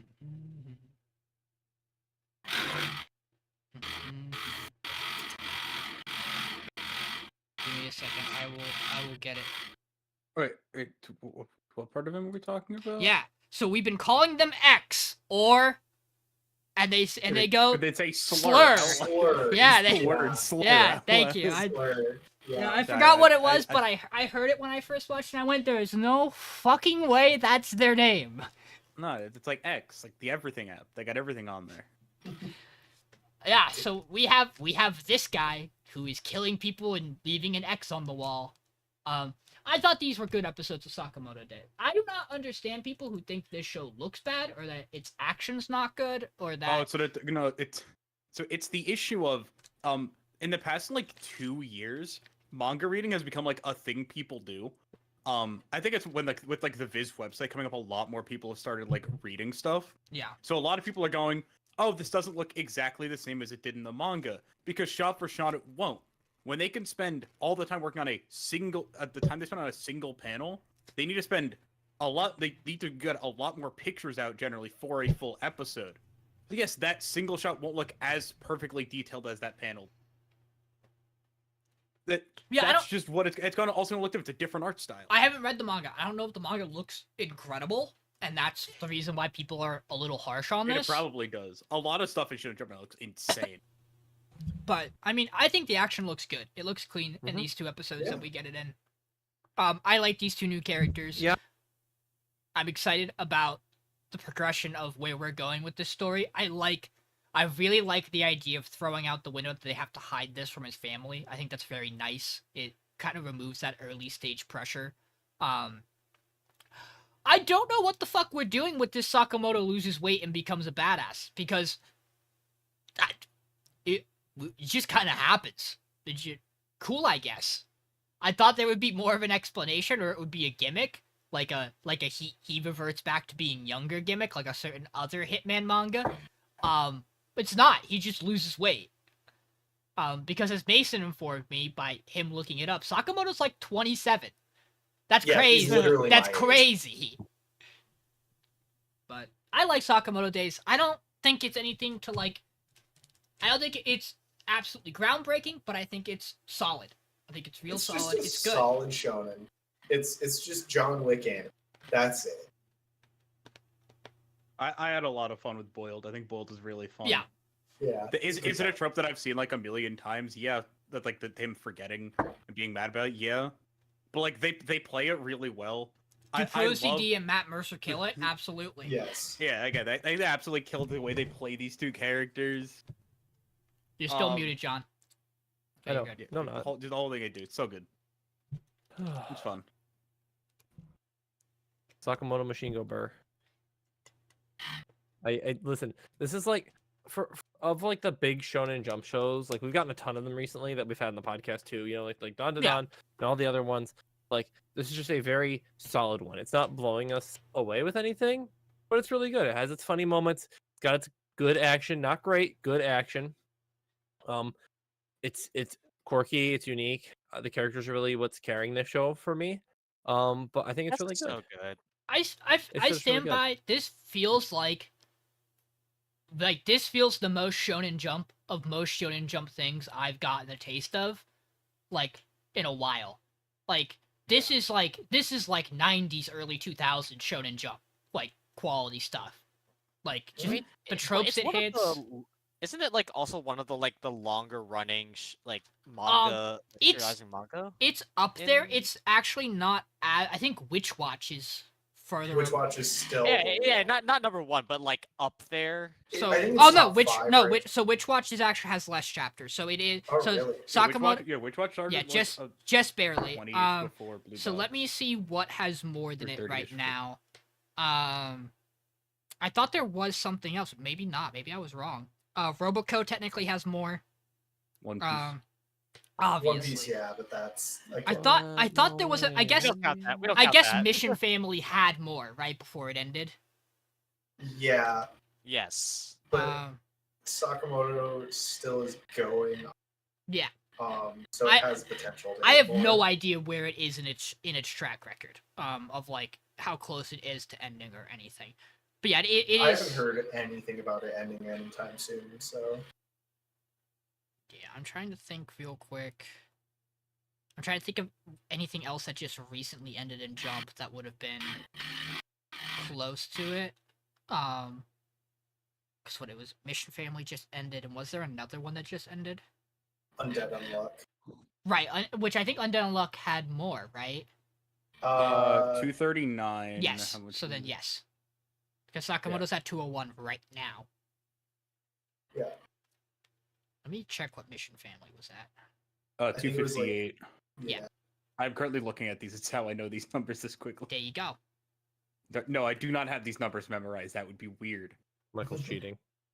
Michael, That's- Not like Sean's looking at his phone That's right now. cheating. Yeah, I definitely but don't have Sean's cool, Manga so he Plus can do and that. Viz open at the same time, trying to figure Yeah, out. My Hero was longer, but My Hero ended Yeah. like a year ago at this point, or like 6 But yeah, months ago. so like you were saying, Yeah, Oz, yeah. it is definitely at this point like not counting One Piece, it and Roboco are the two longest running.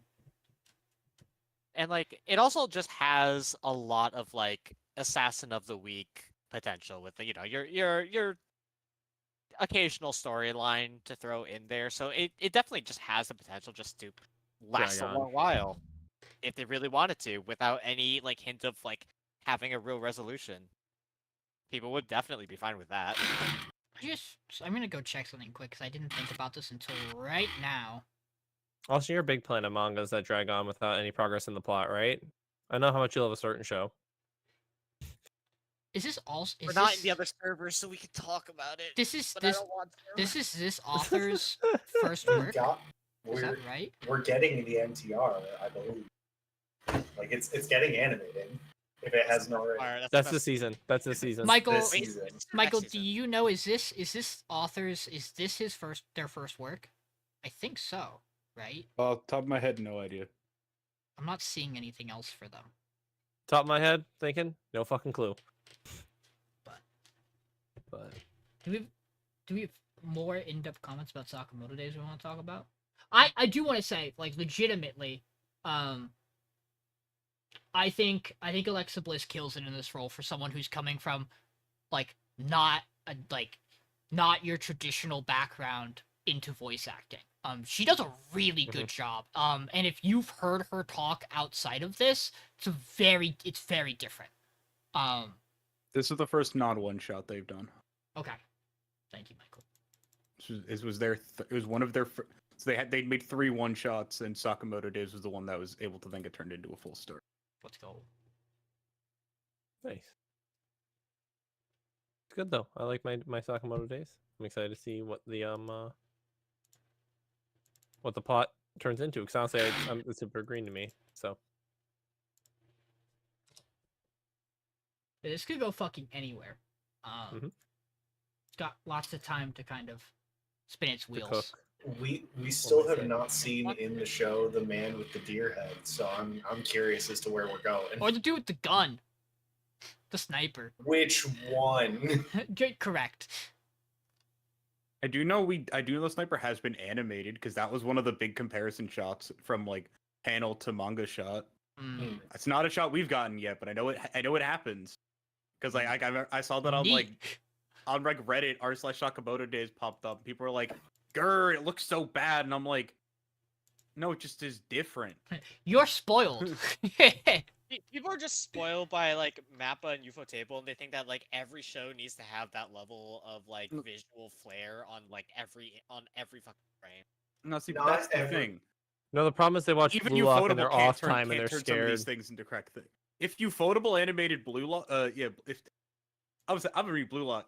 If Ufotable animated Blue Lock, people would still be mad. That Michael's- doesn't look good enough. Michael's like, there's no way to be good enough at Blue Lock. You can't animate a manga art style. It doesn't work. You gotta be. It will never look the same. You gotta be really good, like Haikyuu. And even then, And Haikyuu's manga and the anime look nothing alike. Yeah. They're like so different. hey John, Hey, Sean. where's the honey? I don't know, but we got soda. We got more soda being thrown, but that's for the end of this. So Yeah, when we but we left got off, the- they Guys, were where's they- the lemon in the joke? when, Where'd it when go? we left off in Honey Lemon Soda, they were on a school trip and they got lost because someone switched the signs like an asshole. Because they were just bullying our main character yet again. As they kind of look to find like a path on the map. Uko runs off to try to find something, and Kai chases after her, and they end up finding a bridge on the map, and they all kind of hang out under the bridge because it's raining, and kind of talk through it a bit. And she has a bunch of supplies in her backpack, and everyone's very grateful because she brought stuff for them to like have food and water just in case of something like this happening and things like that. And have like supplies in case of emergency on a camping trip in case you get lost hypothetically on this very simple trail that's hard to get lost on, but here we are. And then afterwards, she shows up to school the next day, and a bunch of her classmates brought candy and left it on her desk, as like a kind of a thanks for like the water and stuff, which is very sweet. Because it's my favorite part of the show is like now that she's friends with Kai and them, everyone's like, this chick's awesome. We like her now, actually. Like Yeah. they'll still tease her about certain things, about like her lack of knowledge about vibe checks, but Honestly, don't worry, she'll do some research. Honestly, General Classroom is my favorite character. Mm-hmm. Yeah. But it's basically She gets sick. she ends up getting sick. The friends come to visit her, where she's stuck in her house. Kai ends up calling her through I forget her name. Sorry, I gotta pull up my Ayumi. names real quick. Ayumi's phone, and talks to her, and they're outside and go like, "Hey, sorry to drop in. We just want to see if you wanted to hang out, but since you're sick, we hope you get better." They also do the yearbook bit in episode 4. So much happens in episode God, 4. I forgot she got sick in this episode. Yeah. And then there's a yearbook photo where everyone's talking about like the yearbook from their previous schools, and there's Kai in the yearbook, and Ishimori's like, "Yeah, I'll bring mine in tomorrow. Sure." Haha. And she has like her yearbook that's still like mint printed with like the wrapping on at home, and is like, "Where is this? I have no idea." Quick thing about this, by the way. They clearly show the yearbook the first time, and then when she like opens it up and when she has it any point after the first time she finds it, it is completely different from the first time they show it. Like the first time it shows memories and it's like blue, and then the I think it- second time and afterwards it's green and it says graduation. I think it's because it has like an additional cover over it the first time. Like it has like a second. Yeah, it's layer like a of cover. thicker book the first time. Okay. I think.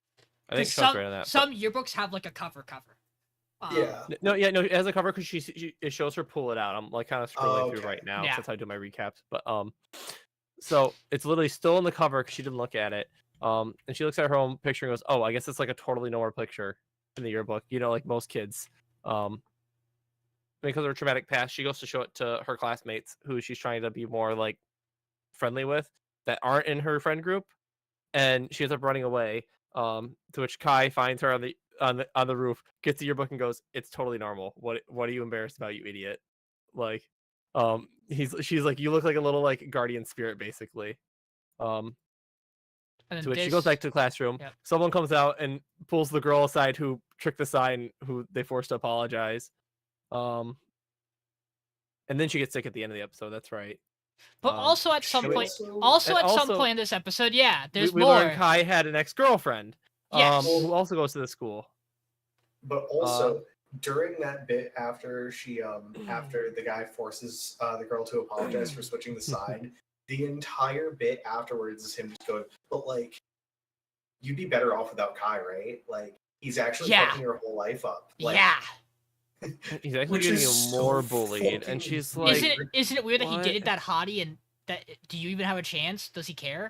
It's very weird that like he clearly has some kind of like affection towards Ishimori, but also is in the friend group, so it's really awkward. We don't know the full story because we don't even know why Kai really is like invested in Ishimori's happiness either. Yeah. Like we don't know any character's motives besides Ishimori's. It's just like I just want to be happy for like 2 fucking seconds without the world exploding.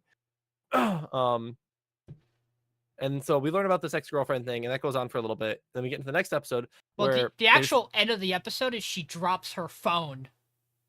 This girl who we're gonna meet drops her phone down the staircase. It might be an and end Ishimori credit scene. catches- It is. Yeah. yeah, and she runs into like Ishimori on the And staircase, Ishimori catches right? it, and she has the photo of Kai's old yearbook photo pulled up on it, Mhm. which I don't even know if Ishimori notices. Like they don't make a big deal out of it if she does. They do make a video of that in the next episode though, where a lot of stuff also happens Yeah. because the show actually moves very fast. Now that we're thinking about like talking about it, I'm realizing how fast like the show moves because like it's so the weird. it's interesting because like it doesn't feel like a lot happens, but the episodes end up feeling super dense, if that makes sense. I in this forget next the episode, we get a show lot exists about Serena. sometimes, but like there is a lot that happens in these episodes. It's just sometimes I forget the show exists. Yeah, because I of try to all the like rom-coms we have. I'm gonna try to speed through episode Yeah. 5 here so we can keep moving because we're only like halfway Yep. through right now. But basically, don't worry, this we're episode's gonna go all much focused on faster. Serena Kano, who is Kai's ex-girlfriend. We don't learn much about why they got together, why they broke up at all. What we do know is Serena's with like the cool kids, right? And so Ishimori says, "Hey," the teacher basically goes, "Hey, enjoy your break. By the way, exams are coming up before break, so make sure you study." And they're like, "You're a downer. Fuck you." And he's like, "Why are you talking to me like this? I am the teacher." Because there's another instance where it happens as well, where they just talk back to the teacher, and he's just like, "Bro, I'm just trying to teach you math." So Ishimori offers to like have a little study hall. And they're like, "Okay, we got to go to a diner because like she's not going to focus anywhere else." So they go to this diner, and Mura's there as well because of course he is. Because they drag him along wherever Ishimori goes, and then Serena and her crew walks in. And they come over to Kai right away and go, "Ooh, who asked who out? Why'd you break up? Why are you guys not together? You Hilarious. guys should start dating again. You guys are so cute together." And they're like, "Can you just like stop talking for 2 seconds?" And then they go to Ishimori and go, "You suck. You're the worst. We hate you. You're Well, nobody. so Well, who it's are be- you to be near Mira?" It's because like- it's because Ayumi goes, we might have to. Should we leave to avoid this problem? If we Yeah. leave, Oh, right, we they bring might up her we curfew, might hit basically, we 'cause might they're hit running out of Lucas time. curfew. Because school ends at like 3 o'clock or whatever, 4 o'clock, and so her curfew's at 5, and then so they start taunting over the curfew, and they won't stop even though Serena says to stop, and so Serena actually throws a drink on them and goes, "Fuck off and shut up. They're so noisy. I hate them so much. They're the worst. I tell them to stop. They don't stop. They're always talking in class. Ugh. Anyways, I'm sorry. Have a good day," and just leaves basically. Which is where we learn like Serena actually like super chill and like an awesome person.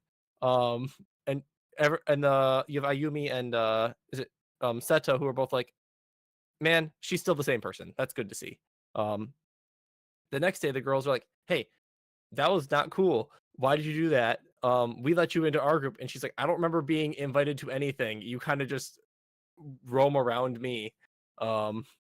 and It's use. scraps. And she's like, she basically says like, all the boys like me, and you just try to take the scraps basically. So they go to slap her, and then Ishimori takes the shot for it, and she goes, "No, it's fine. I'm used to this." And And everybody panics. to which everyone goes, and so they run away. And Miura gives Ayumi a jacket because she got splashed with water by her friends. And then the next day they're on the welcoming team, to which Sari and her friends kind of make up a little bit for being assholes, because and then they are forced to apologize to Ishimori, luckily by Sari, and then they go, "Hey, our bad. We got kind of bummed afterwards. 5 o'clock just means your parents care about you. That's Or- cool. We or don't have. or We don't know what Stone. that's like," is what they say. And then we have a part where one of her classmates goes, "Ishimori, you should put your hair up. It'd be really cute." And so they push Ishimori's hair up, and a lot of guys go, "That's kind of cute." And they're all kind of like, "Mira, we need your Kai, we need your take on this." And he does not give it till the end of the episode, where he goes, "You should put your hair up more." And this is the part where basically one of the kids is talking to the teacher, and he's like, "Sensei, can you just give us what's on the test? Because I don't take notes." So Ishimori at the end of the class goes, "Hey, you can borrow my notes." He's like, No. It's cool. It was just a joke. It was just a vibe, man." And she goes, "What the fuck is a vibe?" To which everyone goes, "Ooh, Ishimori fails the vibe check." So she goes to the library and looks up the meaning of vibe, which is the cutest thing ever. I'm sorry. But basically this whole episode is kind of Ishimori doubting her own relationship with Kai. She's like, Serena's just awesome, wonderful person and should just be with Kai, and it doesn't make sense why they're not together. To which Miura kind of is like, "No, you should keep around," basically, and asks her to watch over him while he sleeps in the club room, and has this awkward moment where he puts his hand on her face to comfort her, and then she gets super red and he laughs about it. And so she walks off of it to let him relax, runs into Serena, who kind of goes, "Hey, Kai's off sleeping somewhere, isn't he? If my guess is right, he's probably in like this back storage closet on the 3rd floor where it's quiet." She's like, "How do you know? You're psychic?" To which Damn, Serena you're just good. goes, to which Serena's like, "He told you not to tell anybody. That's cool." And she's like, "Nah, I just kind of found him on my own." To which was to Serena's surprise, actually, to show like kind of how close she is with Kai. And so episode ends on more of Serena's friends taunting her about having Kai's photo on her phone, to which they make up a good excuse of like, "Hey, everyone was taking a picture of it to show for somebody else. I was just taking a picture for them," basically. And the episode cuts there finally at Ishimori, or I forget what Kai says that Post- like, oh They- yeah, Yeah. We have Mir- he goes, "Hey, you should put her hair up more," and she says, "Is it because it looks good?" He's like, "More like I like it," basically. Like, with like the italic I, so it's like emphasize like I like it, basically. To which Ishimori's knees finally give out, and she just like falls to her knees. And then post-credit scene, she volunteers for sports day committee. That's right. Yep. Yeah. So, like I like this show. Holy shit, dude! with So all much the- happens in this with all the show. like, holy shit! The more I kept talking about, Yeah. like, God, there's so much is happening in every episode, but like, you don't feel like it does because you feel like the plot's kind of like on this like very slow incline, like you kind of get with these shows. But You know like, what? You know what it Because there is. isn't like major character changes. there's And also here- not Like, a lot of like, time happens. there's not a it's just ton kinda of like, and they vibe. there's also not a ton of trauma. It's like the show is just a vibe. Is how I describe it. I And you disagree. really like the I think vibe. there's a lot of trauma. Ishimori is just trauma the character. Here's why. Just Exactly. Oh, I'm used to it, bro. What do you mean? Do you mean like She's like, no, do you no mean one beats me. do you I just, mean it just literally? kind of slipped out. My bad. Kai That was a asking her that? crazy one. Kai going, "Do you mean literally used to getting slapped?" And she goes, "Oh no." And he goes, "Okay, that's better, I guess." No, it hurt Okay, like hell gotcha. actually, and like, but the biggest thing is just like she's like, "I'm just used to being bullied," is kind of what she was saying. Here's my assume. theory for why so much happens in this show, and yet it doesn't feel like it. And that's because this is a traditional like rom-com, well, romance slice of life, but most of the romance slice of life I feel like we've watched in like 5 seasons have been like, you are in a set piece, you do a bit for a set piece, we do a second bit, we do a third bit, that's the episode. This is a full fluid show happening over the course of these episodes, where like we aren't doing bits each week, like each section. We're going The show through is just full moving. It's days. just straight story. It's just a It's story. so- Yeah, It's and just straight plot. It's very in the style of the Horimiya style Yeah. romance, where it's like Yeah. we're not just focusing on the main characters, though they are the heavy focus. We do have other things that matter around here, and But even then, Horimiya does a lot. This show doesn't cut that much. Like, this show cuts only when it really needs to change its set pieces. Otherwise, Yeah. it feels very fluid from going from one scene to another, which I will give it. I almost was gonna be down on this show for how much we're in Uka's head on, like, her not being great. But episode 5 really pulls it up with the she says it in front of Serena, and she stops her, and in her mind she goes, fuck, shit, I did it again. I'm putting myself down literally right in front of her. I'm never going to get better if I keep doing this. She has such a good So that- growth moment yes, in that so episode, she man. gets I to forgot. have she gets to have that moment before Kai walks in and goes, by the way, bitch, stop doing that shit. And the thing you were thinking about, John, is they do the bit with the phone. They do is they're like, oh, you take the photo of someone you want to be somewhat like, and so they're like, oh, you could take a photo of this person because they're like this, and this person because they're like this. And Kai walks in and goes, take a photo of Ishimori because she's fucking depressed. Because you can be Has a- depressed, ha- like has anxiety, is a wreck of a human being, but also cute and adorable and headstrong and nice, and I love it. What? Dude, yeah, he goes on this like whole rant where he's Yeah. like he like fucking dunks on her real quick, and they're like, oh, Kai, that's not cool. And he's like, but she's also super courageous and like tries really hard, honest, and caring, it's courageous. like just like the nicest person you've ever met, but you would never meet them because you're too busy bullying them. Like, I'm really stoked for what this show is gonna do with its supporting cast. And the only way this show goes down for me, really, is if we just ignore it the whole way through.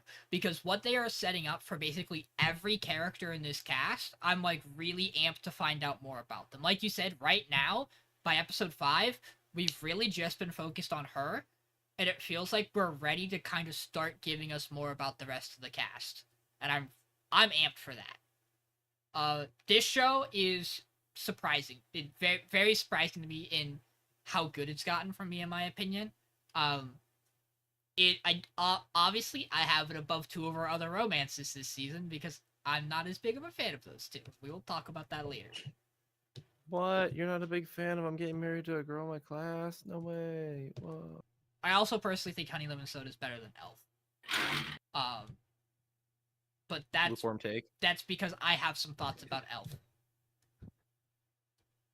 One thing I would like I would like the show to like stop just doing, bully of the week and then they just kind of get off with just like this half-assed apology. It's like, all right, we move on. Like, okay, to be fair, let me see I all love- of these guys have like a little bit more consequences to like them being a dick, please. Hey, my And with only this, you hit exception him with my, the trauma my button. only exception is the cool girl friend group apology was the funniest fucking shit. Where like, That was "My funny, I will give it bad, that." I guess. Hey, your parents just care. That's rad. Like, Mine don't.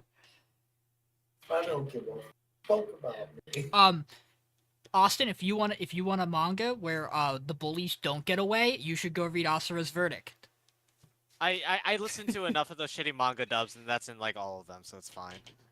If you want one where the bullies don't get away, read Until Your Bones. Well, that too. Yeah, that too. You should read Until, for entirely different reasons, read Until Your Bones Rot. That manga's It's based. so good. Manga's rad. It's never gonna get animated. You should read. No, it's never. No. What? Hey, you know Never. what? We might be getting close to an age where they might do it. True, honestly. Fair. I was like definitely a little bit down on like the first the first probably episode and a half between like 4 and 5 because it just kind of felt like Like the Ishimori bully was week. like one step forward and then Yeah. one step back on like growing as a person and gaining more confidence, and it just felt really, really stagnant. And then like it started picking it up a little bit more in like the second half of episode 5, and like that's when it's like, okay, I can kind of like vibe with this. And like they're at the post credits, they're setting up for her to actually take a part in the committee, so we're going to like actually see more growth. So I'm excited to see like what exactly they do with that. I also just love Serena. Like her introduction at first, you're like, oh, she's the ex-girlfriend with the cool girls. You know, we'll see how this is. And she's actually just like the nicest person and is like someone that should still be in the friend group and clearly had a falling out for some reason, probably related to Kai, and the relationship. And so it's like it sucks because you're like, okay, this character's really good, but I feel like we're gonna lose a lot of it because this relationship no longer she doesn't have the connection to the group anymore, so she doesn't have the reason to be like as prevalent to the characters, if that makes sense.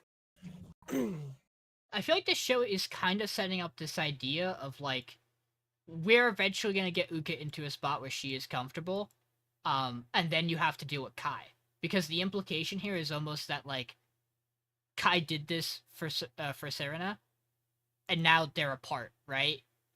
And he had that line in episode 5 where he's like, "See, you can be popular without me," and she's like, "What does that mean? What does that mean?" So it seems like Kai just goes and fixes broken people, and then walks away. Kai And goes, then he walked away. Kai- Hold up. Kai goes, And he "I can walked fix away. him," and then does, and then leaves. Kai really says I can fix him, does it? Like and then peaces the fuck out. every true Kai does in anime. Uh, I wish I had like an opinion on the uh-huh, show. Dragon Ball The reference. show exists. I mean, like this show's fine. I don't have any like actual like negatives about this show, like real major negative. I'm like, yeah, this show. I have a good time. It needs to develop its supporting romances more. Then you'll care about it. True. I want I more don't Ryumi think and I don't Seto. think I could name any of these characters, like any of the side casts. You have the yellow one, the green one, and the black one. By black I mean the black-haired one. You can't call him the black one. I know that's why I You specified. have- I mean, you probably can now. Michael, Actually, I but just hold just up a came minute. back from seeing Captain America. Captain America's black. Yeah, he is. He's right. Thank you, Good for Mason. him. Is he He's now? Good for him. Good for him. Wow. It's the truth. Instead of calling Michael, instead of calling him the black-haired one, we should just refer to him as I like to, which is Evil Miyamura. Yes. What's crazy, has he like? I may just remembered like forgot his design from episodes 1 through 3. Does he appear in episodes 4 or 5? Yeah. I could have sworn Yeah. Okay. Yes. Maybe I just He's thought he the was. one Maybe who- he had shorter He's hair. only here to cause the problems in black-haired this one, show. Michael. He's only here to No, cause but I problems thought in this I show. thought the guy with like the man bun or whatever in these was a different black-haired guy. Is that him? No, Maybe I'm just forgetting. he's definitely here. That is what I will say. Okay. He's not really in 5 as much, which is weird. That he's not there. Yeah, we just kind of like forget about him. 5. Oh, hey, we have a show we should probably get through Yeah, because we I should think probably we're gonna get we're through gonna before, we're gonna talk before I a- fall asleep. we're gonna talk a little bit about. Even though I'm this not gonna go one. to sleep until like 3 a.m. anyway, but like. I have work at 8:15. Hey, Yeah. Michael, talk about the Anyway. show that's everybody's number one. Okay, yeah, I'm gonna try to speed through this, but I'm gonna fail immensely. Medalist. So episodes 4 and 5 together, they are parts 1 and 2 of something. There might be a part 3 I haven't checked. But this is the cup. This is the whatever cup, the Mako Cup. Episode 1, starts with, hey, we meet Inori's sister. We get a little flashback of her like watching her sister compete at some point. But it's like, oh wow, it's Inori's sister. I'm surprised we're actually meeting her, and she's just like fine. She's just vibing. It is insane. She's studying Yeah. studying Being abroad in supportive. Canada. She's just He's modeling. for what we forget. She's She's the modeling, protagonist of a studying abroad. different manga. Yeah, Awesome yeah, base supporting sister character. Yeah, she's just vibing. We also get Inori with her hair down, and like we learn like Adorable. the braid she is probably because her sister used to do the same braid when she was younger, because like that's what she has in the flashback. But anyway, she's nervous. Her dad can't be there because he forgot to call out of work. He can't be at the competition because he's an idiot. Her mom. Her Her mom mom is fucking tired. scolds the shit out of Yeah. him too. She's like, "This is the first thing your daughter wants to do in her entire life, and you're gonna miss it." He's like, "I'll call in." She's like, "You better fucking not call in. You better not fake sick. You better go in and have that meeting. You're gonna fucking Uh, sit there and deal with the consequences of your action like a good yeah, guy." So they go to the competition. We bump into Mittens, I believe. Mittens Yeah. is being Mittens. Yep. And then we have like their little like warm up Yeah. practice thing beforehand. Inori is out of it right now. She's just not landing her stuff. I want to say they also have like a little walk on. Maybe this is all like the same thing as walk on warm up. Yeah. She's not doing great. And They pull her off the ice. yeah, and then her mom's like, I don't think you should be. I was like, her mom is scared, because she's fallen a bunch here, and falling hurts. And she's like, Physically and the she's like, yeah, she's like, I'm just scared about what's gonna happen. And then Inori hits her with the, Mom, this is like the one thing I've wanted to do actually ever. Please, I need to do this. She's like, oh, you're forcing her to compete, and she's like, no, I wanted to do this. He just wanted to teach me how to skate. I'm the one who wants to compete. She's like, I'm the one who wants to become an Olympian. And she goes out on the ice. Well, wait, did we see Mittens before her? No, Mittens is out of Mittens it. is definitely I forgot. later. Later. She's the end of her group, but she's Yes. like the second of like 3 groups or Yes. whatever. Yeah. But yeah, Okay. she goes on. Okay. She goes on. We see her performance. It's just beautiful. It's awesome. She eats shit at the start and she recovers. nails all, she fucks up her like axle for her single axle to start it. But she gets out of it. And she nails the rest of her tricks. And then she does a little bit of silly at the end and improvises because she's a goober. She's doing her little sit spin. And then God, what's his name? Is his name like Tsukasa, our main guy? Yeah. It's something like that. It is Tsukasa. Yep. I do have their names pulled up. I forgot to tab over Yep. to it. He's like, wait, she's going like a little too fast for a sit spin. This entire time, like the female who that he works for is also like, holy shit, she's going ham. She's getting extra points for all these things. She's going ham right now. 5,000 extra points. Yeah. And then as she's doing, they go, wait a second, she's going a little fast. She's gonna do something silly, isn't she? And she does what they call what they end up calling a broken leg sit spin, which is the thing where you kind of instead of holding your leg out forward, you push it out to the side, kind of have it spin around you. Lean back, I think, a bit too. Yeah. It looked kind of like your really leg's cool. broken. Yeah, Hence sick the name. It's sick as fuck. And she is, and you see on her face, she is like the entire rest of the performance, she's been super graceful, super smiley. She is gritting through pain right now during this move. And the female coach is like, when did you teach her this? She goes, I didn't. I showed her I once. did it one time in front of her. And she just did that. Yeah, and she just does it, and she finishes off her routine. She goes crazy.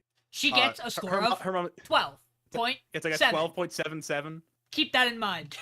Yeah. She's in first place, by the way, because the previous Yeah. record was 9 points. Yeah, for people Well- in this group, this is a really solid grade. The score we get before is 9.6, and that was second when we see it. So there was someone who was above who probably had the 11 that we know. Yeah, because as we do know off of the next thing that happens, after she does this, throughout this whole thing, her mom and her sister are kind of in the crowd. They're like, ooh, I don't know, especially because she does the first fall. They're like, okay, we're good. And her mom's really proud of her. It's awesome. Fucking crying want- in the stands. I want to say we get a bit with her mom before the next... We do the bit where We they do. her and her mom talk afterwards, and I cried. Yeah. Mm-hmm. Because earlier when they do the hallway conversation, she goes, I want to be a medalist. And when she comes off the ice this time, her mom goes, I believe you. You're really good. What kind of medalist do you want to be? Yeah. And then she just blatantly shouts, an Olympian. God. It's fucking adorable. I love it. Yeah, then episode 2, we have 2 performances. So episode 2, because the whole thing going into this portion of the Mako Cup was she had she's competing in episode 5 yet. Second episode. Second episode. Episode 5. You get it. Part 2, yeah. Sorry. Mittens is also in the same category. She's also in the whatever level, the pre-level 1. I don't remember what the technical term is. Preliminary? It's preliminary. Yeah. So she's in there, and we see Mittens go up. She's on the ice. She's going. She does her first trick. I think she goes to do her. I think she does her first trick, and she goes to do her second one, which was to be a combo double axle. You do into a one trick and Salchow you or go right something. into a second one, yeah. I don't remember that specifically. It was a double something into a single something else. One was a Salchow, one was an axle. I don't It's remember a which was which. double axle into a single Salchow. And she lands awkwardly on the first one and can't get into the second jump. And she is just mentally done. You see the smile on her face, gone. The entire rest of her performance. And it's brutal to watch. You're like, oh. because you what you know about Mittens from like episode 3, this feels so out of place for who she is. And her coach the entire time is like, all you have to do is do a combo in your next set. That's all you have to do. Sure and cover. you fix it. Chill. You know Yeah, how to she just do mentally doesn't. She just has the blocks. She's like, how did I mess that up? I've never messed it up before in practice, not even once. I've always landed it. And this is a brutal thing to watch through. But yeah, it's a great performance. Again, it looks beautiful. These performances all look great. It's her just repeatedly saying, "I want to do Wanna over," redo. before Yeah, just redoing the trick, which we find out is you don't get points for. Yeah, it's you've not a already thing done you're it. allowed to do, which is crazy. Well, it's more if you don't get God, figure points for skating is doing weird. you don't get points for doing the same thing you've already done. Your entire Yeah, you routine can't get points for doing it twice. needs to be new things. Like you build Mhm. off as you go. Yeah, And I believe you have to tell the judges of what you're going to do ahead of time Yes. too. So doing something that's like different from it, both like Yeah. gets and loses you points depending on like what What it type of is. thing it is. yeah. She comes off Um, the ice. Yeah, she comes off the ice. We get her score. It is like a 10-point something. Or like 11. I think it's like an 11.7, but there's still somebody above her, is what we know. Yeah, 'cause she is in it third. places her in third place. I don't remember exactly what we get. She comes off the directly ice, from that. and her. Well, we get in between this, we get a bit of Mitten's backstory about her growing up and like confrontation, shit kids, being bullies, and then she comes off the Oh, ice, yeah. and her coach talks to her. Yeah, and To they which- have a little talk. We get a beautiful scene, which is her coach calls her a goober, and this is a really good scene where her coach is like, you are aggressive, you are to the point, you do not take other people's shit, and that is something that you do not see in a lot of young girls. This is good. You should not give this up just because you failed here. And she goes, We're- we are two of the same kind, you are great. And she goes, and then Mittens looks at her and goes, you're a goober. We're creating Tanya Harding 2.0. Yes, that was exactly what I thought about, Mason. Yeah. You're a goober just like me. If I find out in 60 chapters that Mittens takes a bat to another, Holy shit. For those of you on the podcast who don't know who Tanya Harding is, and then I am those people. Michael. Then we get to the novice class. Well, Mittens and before that, Mittens and Inori make up, Yeah, they're a little talk. They're like, okay. and We're Inori vibing. carries her like a baby into the stands. Okay. I did forget to mention that in episode 4, when she goes on for her thing, the whole gang of kids that she like practices with are all cheering in the stands. There's It's also great. the It's little so girl who cute. sees her in the hallway in her figure skating outfit and is like, I want to be that pretty. I want to skate like her. And that's the person who she sees when she finishes her routine. Very good. Mhm. Very good. Wait. Novice class. Yeah. And we go, we're going up to the next class. We kind of go, they go, and then this person's on the ice. They got a 77 or something. Yeah. They're in third place or whatever, second place, whatever. And then we see the girl, The Haruka. goat. Hikaru. Or Hikaru, sorry. Yeah, close enough. Okay. You see Hikaru on the ice, God. and then they hit you with the. So this is what it looks like when you're good at figure skating. Michael, what's this Yeah. song? What's this song? Is this Flight of Valkyries or is it a different one? I don't It's know. different. It's not Flight of What I Valkyries. do know this song. This is also Yeah. another very common song. Yeah, I I mean, I don't know it off the top of my head. I but- want to say it's from New World Symphony from Dvorak, but I could be wrong. Wait, we get an absolutely stunning performance from Hikaru. She's doing like triple whatevers into triple other ones. She's doing toe loops She's good at figure into skating. salchows, into axles, into whatevers, and it's like, damn. And then near the end of her thing, she does a broken leg sit spin. But this doesn't look like a struggle. This is this is just like perfect form. It's like a very clear contrast the way they frame it compared to how Idori did it last episode. It's crazy. This part's awesome. Hikaru kills it here. Oh my goodness. Thinking about killing. So she gets off and they go and she gets her like a 97.4. Which I want to say figure skating max is like a 140 or something because figure skating silly. It's very Like, similar there's- like gymnastics, where it's like your score is based off like all the tricks you do and all the like how well you do them. You can skill get of them and small, everything. You get deductions and stuff. But yeah, she goes crazy. And And then us Inori being goes, I want to consensual. go congratulate her for how awesome she was. And she goes into the hallway and she finds what she thinks is a dead man on the floor. This person is the same person we kind of learned in episode 3 or 2 was Hikaru's coach manager guy. No, she doesn't find him dead on the floor. She runs into him on the stairwell, gets scared. He catches her, and when she wakes up, he is face down under her and unconscious. I just remember her looking at him and be like, oh no, he's dead. And she tries to like pour some kind of like Water. tea or something on him. To wake him up. As is happening, Tsukasa, he's like, where the fuck did she go? And she's like, I don't know what to do. He wakes up or whatever. And then we learn, I have to go into the episode to find this name because he doesn't. Well, don't appear forget, in the- Tsukasa June? also slips on it and eats June? shit, and then gets water on his face. Yeah, it's June. June. Takeda or Taeda. Yodaka. someone. It's Go barley down. tea as well. It's just Yeah. like extra.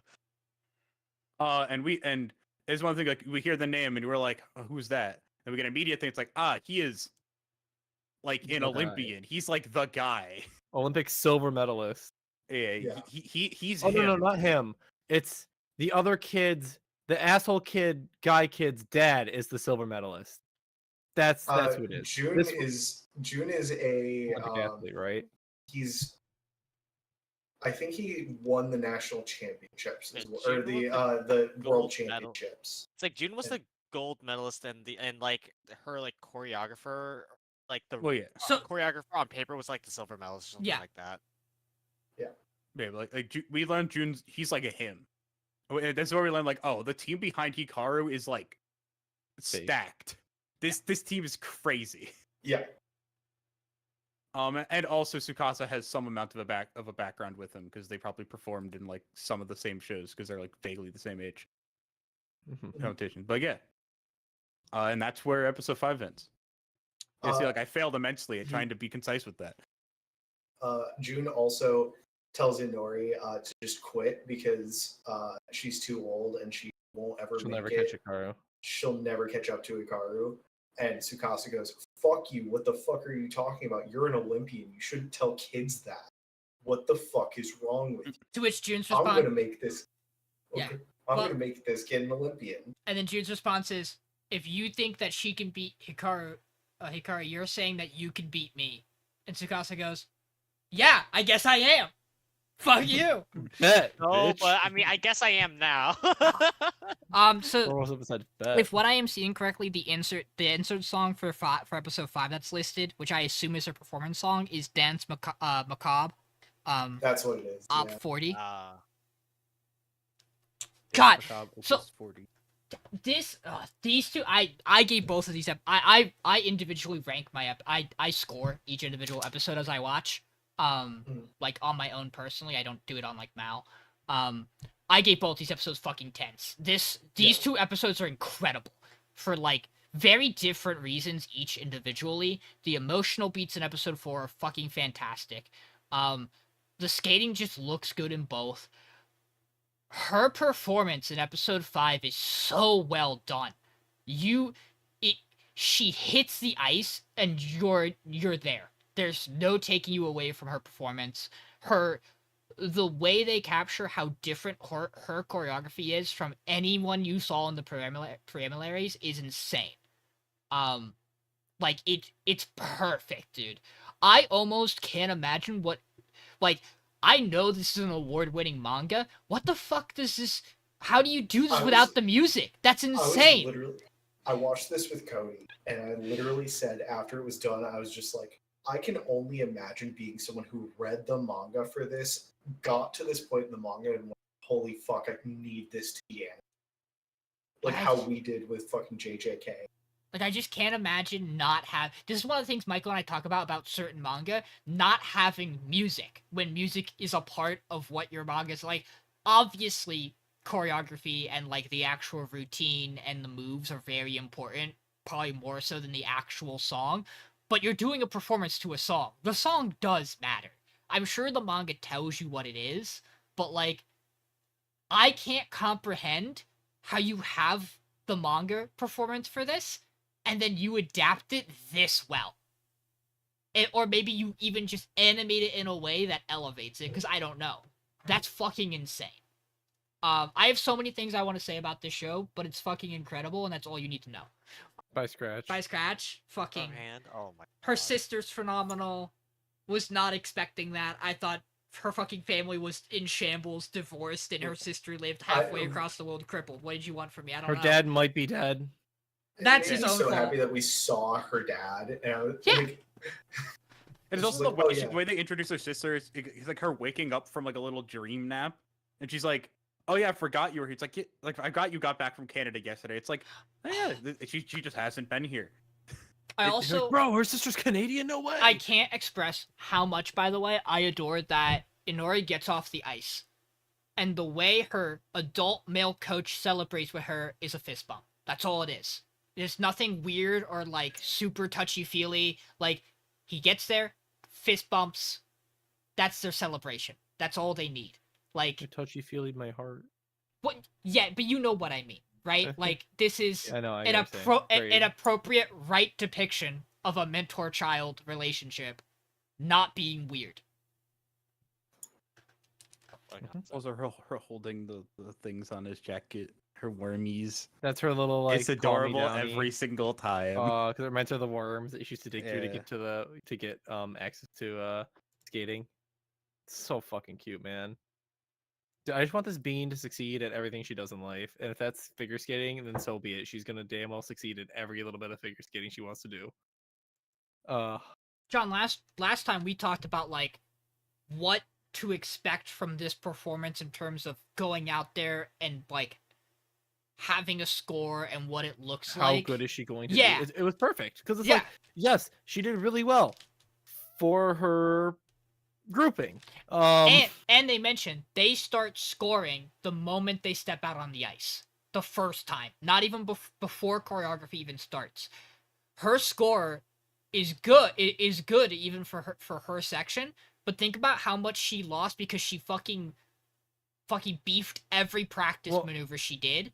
It's by And scoring before they start. It's more so like the judges are already keeping an eye on how they're doing certain things and what to look for, not like the physical like scoring. I believe. It's like once you Like- get on. It's like once you get onto the ice, to get into the center to prepare for your routine. That's when you're starting to get scored, not like the. You're not actually scored on the training. It's just like that's what the judges are starting to watch you for, like to lock in, right? Because the judges also have to care. I guess is kind of Yeah. like the idea. Whereas like if they see like little Timmy Two Shoes over here can barely stay up on his skates, they're not going to care as much as the literal junior world champion over there that they're going to see in an hour or whatever. Queen But of D class or whatever. I think the things that really help hit home, like why it's okay for her to do as well as she did, is how close Mittens gets, even beefing her routine. Like she 'Cause does Mittens is not. doing harder things. Yep. Yeah, and she still gets really close to her score. And then obviously having the follow up of seeing what it's like at novice level, the difference. Mm-hmm. And that like the scores are monumentally different, right? And how far she has to go. For what it's worth, I did while trying to find the song for her performance. I saw a bit of the Reddit discussion on the episode. I believe people were saying the real life, like most recent, like this division performance score that you would see for something like this was like a 75, and that was without like triple jumps in it. And like they did the breakdown of like how she would compare if you were just like the scoring seems pretty well done, is what I got from the Reddit discussion of people who are really into figure skating. I guess good for them. Okay. Fair enough. God, this fucking show. Good. Yeah, it's really good. I think it's awesome. so far. I'm really happy with how they did a lot of the stuff here, and I'm excited to see kind of where, like, what's the next stage, right? Because like how much time can we sit and watch her just slowly progress, right? Like before the next competition, before the next thing. Like, Mhm. I'm curious how they're gonna pace out this show because it really feels like it's like, okay, we're set to like kind of slow down, but also like there's not really much to do if we slow down, right? Because it's like, okay, we can just piddle around and kind of learn some new stuff, but like eventually it's just gonna be like, all right, next competition. But I also don't want it to just like be like jump to next competition to next to next to next to next. It's interesting 'cause, like, I don't really know what I want the show to do to like have an idea of what I expect it to do, if that makes sense. For what it is worth, I believe, um, this is not done. Source material wise, this is ongoing, I believe, still. Well, I Yeah. hope not, Even bro. She got better. that good that fast, we'd have issues. But I also think it's fairly far along in its run. Yeah, I would say it's been running for a decent bit of It's- time. Is it a monthly been or re- week? It's a monthly, right? It's a monthly, I believe, but it's been running since 2020. So It actually, I think since 2019. yeah, it could be has. wrong. Let me just double check. This isn't telling me. Yeah, it's ongoing. It looks like it has 50 chapters out. Noise. Roughly. Yeah, Yeah, this is 48. like- It looks like exactly, but yeah. Yeah, this is like this is just chapters 4 and 5. It's make Yeah, a- it runs in pro- monthly afternoon. Oh, well, 4 through 6, but I was gonna say something. Oh, shout out to Engi for like not completely butchering the CGI in this. Bless their Right? hearts, dude. Why can't they do it when Bless I their pick one of fucking their? hearts. Why can't they do it when They I did pick their one of their best, bro. shows? That's what I'm saying. I'm sure they picked this up and someone held a gun to their head and said, "You can't fuck this up." Please, for the love of God, do not. Do fuck you this one. understand what kind of share you are holding in the palm of your hands? It is award-winning. Do not fuck this up. Yeah, Yeah, because it's like best new manga of the year for like. for Like, it's 4 so nonsense. years. Dude, it's been killing it. How are you best new manga for 4 years? You're not new anymore. It's still new, baby. No one's better It's than still it. new. No, it's next manga award in 2022. The Shogakukan manga award in the general category in 2023, and the manga award in of the same category in 2024. Fucking back to back, baby. Right.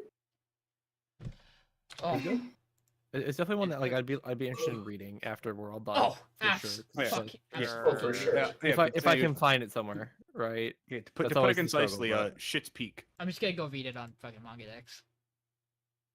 So long as its Honestly, fair. translation's not bad, I'm gonna read it. Hey Austin. Elf. Elf. So we episode 4, we get an entire day in Japan, where I am going to pull a Crunchyroll so I can skim through and remember what exactly happened. They go to the library. They They go go to to the the library. That's most And of episode 4. They pull out Yeah, books. They pull they out pull picture out books. books where she gets kind of irked that he's like, you're gonna make me read children's books, and he's like, but yeah, that's the best way to learn. Also, they have pretty pictures. Look at this, and she's like, ooh, pretty pictures. He does get her with it. Fuck. Yeah. There are some pretty pictures.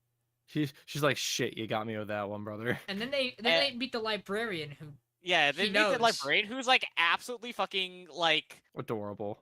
in love with her. Not actually, but like she absolutely adores her and is just swooning at the sight at even her saying the librarian's name, which whose name I forget, but it is I couldn't okay. tell you. We saw her like for 30 seconds. It's okay. Yeah, 30 She lives seconds, in their whatever. apartment building, and I think she's probably married, given the fact that I think she's got a ring on that Yeah. finger. We see her, at least she's got a partner. Right, know because that for a they fact, do yeah. flash to that during a bit later in this Yeah, episode. during that. Yeah, and then they watch a movie, and then she's like, "What? This is like so magical." And then she gets on top of him and then says, "There's one thing I gotta do now. Can I see it? Can I watch it again?" And he's like, "Oh my god, I almost got the wrong idea." Also, Um, I think before this, an earthquake happens and she runs out nude. That's after. Oh, Is that's it after? It's Really? it's the third Right, time she 'cause they- watches it. Right, because they watch the movie multiple times and then they read the book. Sorry, I forgot. And then they're And like, then oh, she's naked. and then they and then she runs out naked, and then they have dinner, and they're like, In oh that yeah, order. we should deal with like the problem at hand once we go to sleep, huh? And they're like, yeah, let's figure this out. They start talking about the idea of the the magical beast child, or the beast child and his magical stone, and what to do about it. And then they go to sleep. Very nice and easy. In episode 5, we get to the action where he basically smokes out they basically smoke out the bandits with a bunch of like fire lizards in the sand, and take off the magical beast, and he just like uses his like teleportation skill to just absolutely like dupe the shit out of the bandits, who's kind of vile and really cruel, and he rescues the beast child, tells him to run away using his teleportation skill, and eventually the bandits catch the beast child again, knowing that he will run to his rescue, and that in figuring out that Kazuhiko, whatever. Yeah, you're right. Whatever. Both are right. No, no, no. Yeah, at this point, he's Uh, Kazuhiko. Yeah, Yeah. has like a weight has Oh, a hey. weight limit on It's his me. has a weight limit on his teleportation skill, Teleport. which is why he hasn't like teleported with the beast child away. So Kazuhio circumvents this by just dropping his sword and just yeeting the fuck out of here, and it leading the magical beast to just unleash a wall of sand at the bandits, and knocking them out. And the beast child gives like the magical stone back to the beast. It sinks to the stand and opens up a fucking giant ass labyrinth. And they go back into town, and the guy, one of the guys in town's like, yeah, we'll deal with the bandits. They've been causing a lot of problems now. And like, oh, have they now? And only now you're gonna do something about them. Damn. And the episode ends. This show's fine.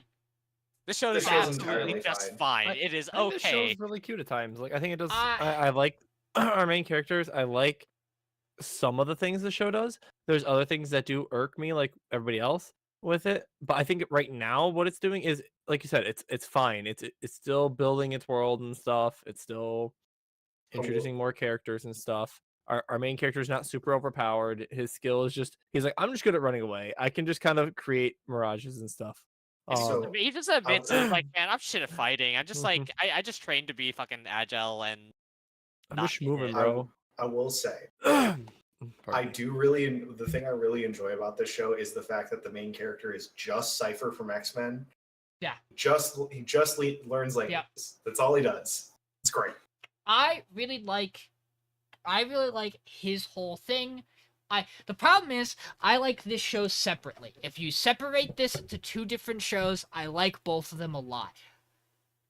This show, I'm not going to enjoy its pacing when we go to watch this one episode a week and I get Japan one week and I get fantasy the next. That is going to kill me. I am going to get very bored of this show. Like, I would be real with you, this show would have been fine if we did episode 4 only, because another show is way worse than it.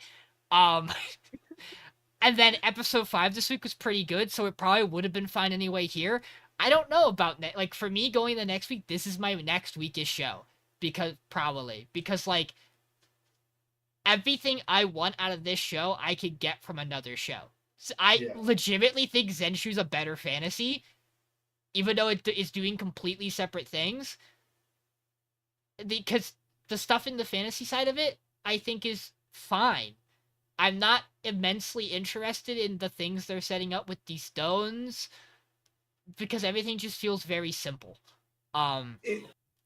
it's so weird to me because like most of these 2 episodes is entirely fine with this weird, really Princess Mononoke bit for the beast that they give the stone back to, and then it goes back to being fine.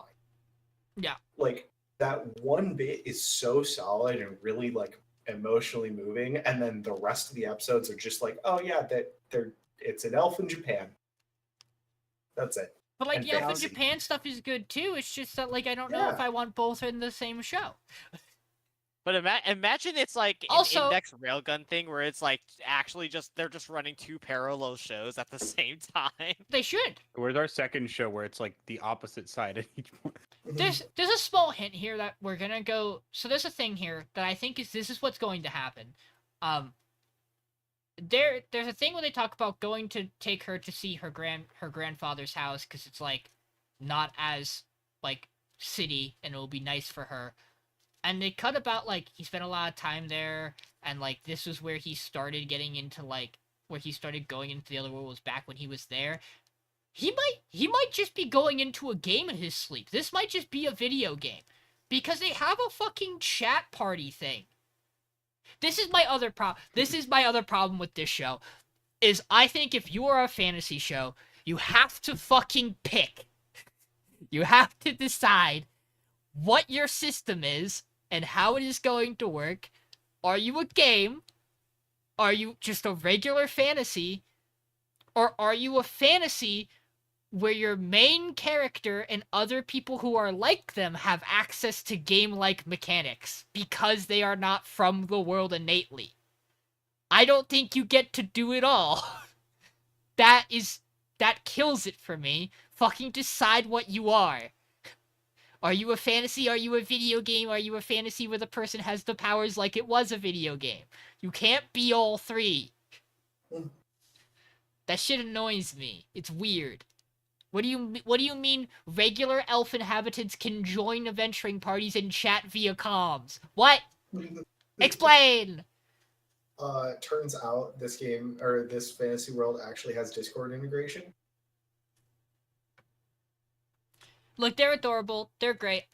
I like almost every other couple we have this season over them, personally. It's a really big almost. Really big almost. Yeah. I almost like a different couple in that show over them. Yeah, Yeah. but the other couple still exists. Yeah.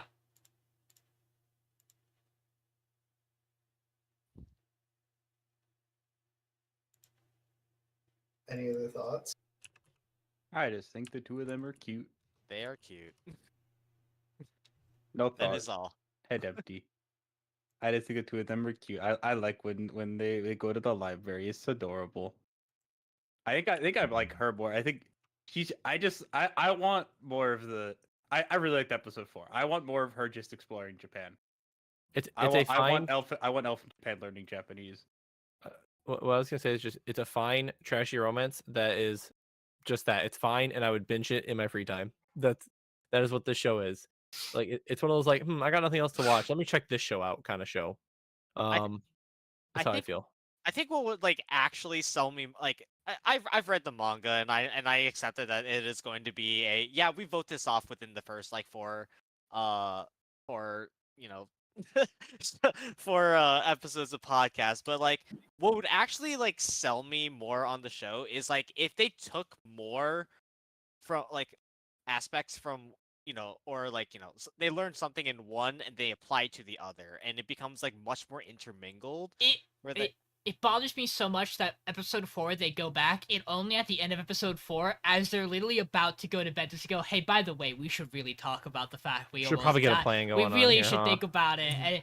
The plan doesn't feel as good as the last one they had. They really talked like they did that with the dragon last time. He had his Jimmy Neutron brain blast moment, and then they went in and gave the dragon booze. Cool, that worked. Right, you Problem connected solved. it. This one they just fucked around and she read books about a cat because because the kid's a cat. Hey, but she was cute doing it. That's what You're matters. damn right. Her beanie's wonderful. Oh, she pets a cat in this episode, and that's adorable. That's the most important thing that happened. Let's be real. If, Just if, yeah. if there weren't 2 other shows I was voting off, that would save it. But that doesn't even matter because we don't gotta worry about that. No, don't be ridiculous, Sean. You definitely have to worry about it. Do we have other thoughts? Nothing really.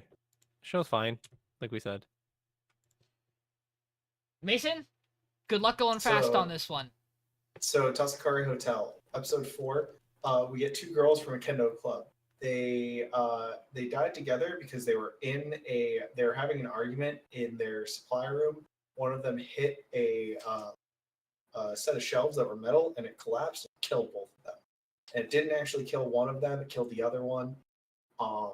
Basically, this whole episode is figuring out that they were in a kendo club and got into an argument, and then our resident stunt puller Osoto is just being a little shit, and he's just instigating. And he pushes one of them to believe that the other one killed her, when that's not what happened. They were just having an argument about how she doesn't really commit herself, but the other one is a bit too stuck up. It's something that they easily could have talked out. And he basically pushes the other one to he pushes the lackadaisical one to try and kill the other one. Other one gets slashed, is bleeding out, and decides that she's going to kill herself when she's already dead. And the other one like has her hand on the sword, but So it is counts. actively trying to stop her. And the other one does in fact commit throat seppuku. And then the other one runs out of the hotel and gets dragged to hell, because apparently that counts as killing someone in the hotel. And this entire episode was just to set up that concept, and also so Soto could find out for sure that no one was lying to him. Even though everybody told him, don't kill in the hotel, you'll go to hell. That is the literal thing that will happen. Think Welcome about to the void tentacle monster that is hell, by the way. Fucking horrifying. welcome to Yeah. Osoto fucks around and other people find out Exactly. for him. Fucking pot stir, motherfucker. That's all he does. He just Fucking- starts shit. I That's love me all a, he I does. love me a Nagito in my visual novels. It's just fucking oh god. Byakuya. What's his- This is it's also Dio. just Byakuya. It's also Dio. So, anyways, episode 5. We get these 2 people who one of them is a shoe, the other one is a pumpkin. Pumpkin Ooh, unlocks pumpkin. first, Who could guess? and he plays. Their whole thing is that they're in love and they're getting married, but things aren't quite adding up. And one of them is named Kyoko, the other one is named Taro, I want to say. Taro loses Pumpkin. He was an actor, played Prince Charming in the work of Cinderella. And then the other one we think is Cinderella. Turns out it's not. She's actually just a stalker. And he was married to Cinderella in real life. And the stalker essentially killed them both. Stole his baby, held it hostage, and then dived into the ocean with him. Yes. And the Luckily- baby. With the baby. He jumped over the ledge to try and save the baby. Which honestly, Uh, base dad. Yeah, truly based dad. Good dude. Just a solid all around dude. And when we find this out, luckily we find out that he's alive and his baby's alive and his wife is fine. She wasn't really a part of this, luckily.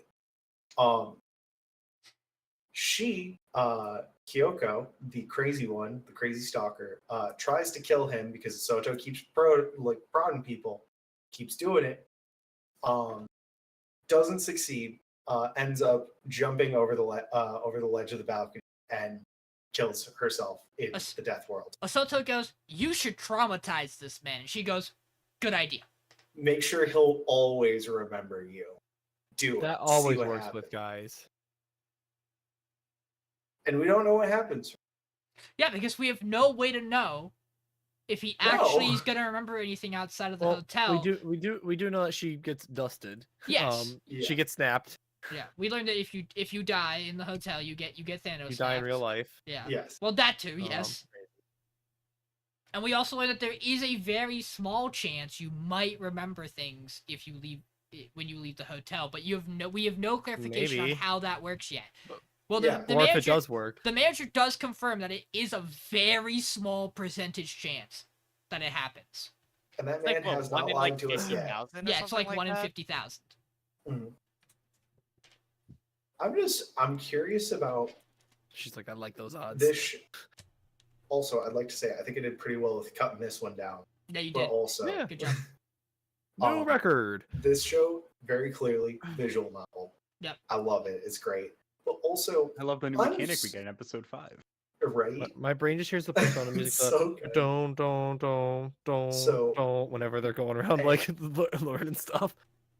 So the thing I'm curious about is we get so many shots of all of these characters, both in the ending and the opening, of them when they're alive, and I'm wondering if we're going to get any of that at all, or if it's just going to all be a hotel. Because I'm very curious, because I like all of the designs outside of the hotel. They all just seem I can't wait for this to start pulling the most nonsense plot twists ever. right. Because it could. Realistically, anything could happen here. Yeah, because like the final shot of the opening is her like standing in front of a train, and I'm like, oh, is she like? Is it like she's gonna remember? She's gonna be like, the final arc is gonna be like her trying to cloak Osoto. Is that gonna be like our plot here?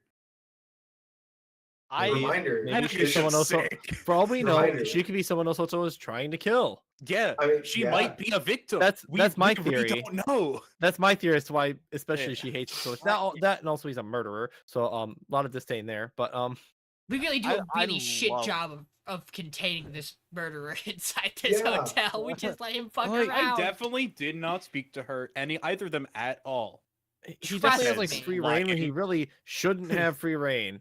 Like, I hate how they're Lying, handling you know, him in like the a sense of like liar. nobody is watching him. Nobody cares what he's doing. Like nobody's like worried about his influence on other guests in the hotel. There's like, fuck No, it. Let's see what happens. Like I Neko absolutely is worried about every time that man speaks. Well, yes, but like, Yeah. no one's like The problem actively, is like, she can't she can't do impeding him. anything because she has to be helping the guests, and it seems that the other people in the hotel have other things they have to be doing, and the manager, as far as he's concerned, treats him like a guest, so he's allowed to do whatever the fuck he wants in there. Also, some of these Including people are gaslighting people into murder. some of these people are suspicious as fuck. Look at you, Spyglass man. Look at you, Kiriko. Yeah. Right. Look at you, everybody in the hotel. I love what they're think- doing with the Soto. I like yeah. Yeah. See, I just don't just like like what in we're doing. general, I- just like yes, I get that like he's a serial killer. He probably should have some oversight, like just fucking hire somebody or take somebody. He's like, all right, you need to spend like 6 hours of the day just like watching this motherfucker because he's going to cause problems. I get that, but the actual setup of like using him as just an absolute thorn in the side of solving these mysteries and then bringing out the worst in people is really fun and really and just a really cool added character dynamic to this that I think greatly improves the show, which is why I knocked it up like Also, 4 or 5 slots. he gets to play with the rules. He's exploring the rules of the world. What It's so what can and can't you cool. do? What is truth? What is lie? Why is no one interested in this? He asks in the most psychopathic way possible. Yeah. God, I love in episode 5 how he intentionally leads Tsukahara down the wrong path of thinking with the if you're looking at a man, always look at the ring on his finger. Which is intentionally because he noticed one, but probably also made the side connection around it. It's so fucking cool. All again, the thing in episode 4, where Kiriko hits him with the rules are very literal. If you kill someone, you go to hell. And he goes, bet. I'm gonna make someone kill somebody. Gaslight.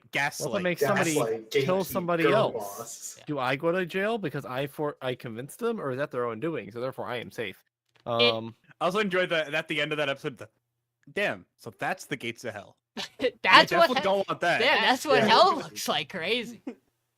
like, I that looks scary. Glad I didn't fuck around with that last week. I also legitimately think that the twist in 5 is good. I think I I think legitimately it's would. really well I done. legitimately would not have been able to look at the. I was not able to look at the setup of the episode and properly, fully predict where we were gonna wind up.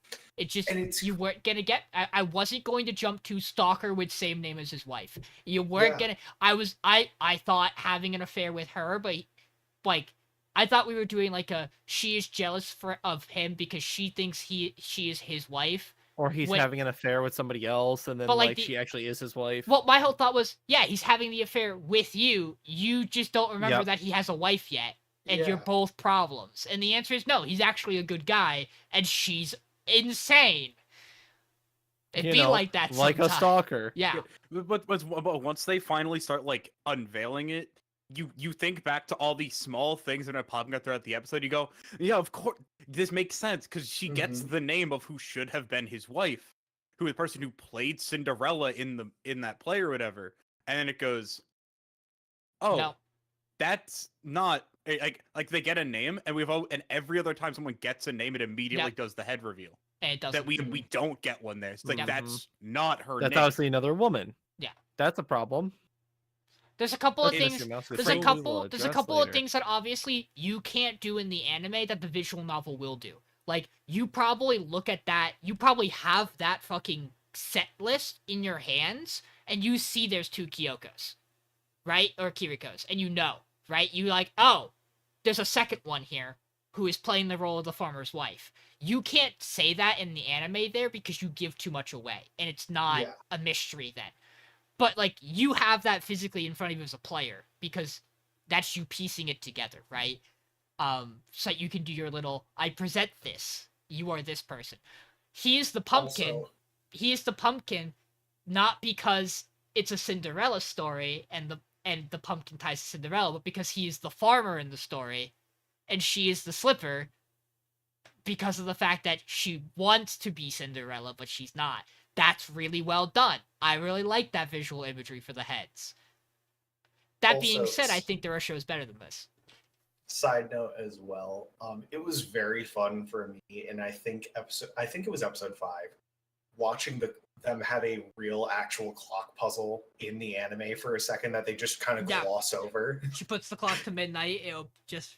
Clock strikes midnight. It cleans the glass slipper. It Opens, opens and up. there's- Really cool. Yeah. And there's a notebook in there. Yeah, crazy. I've done this exact puzzle in ZTD. What?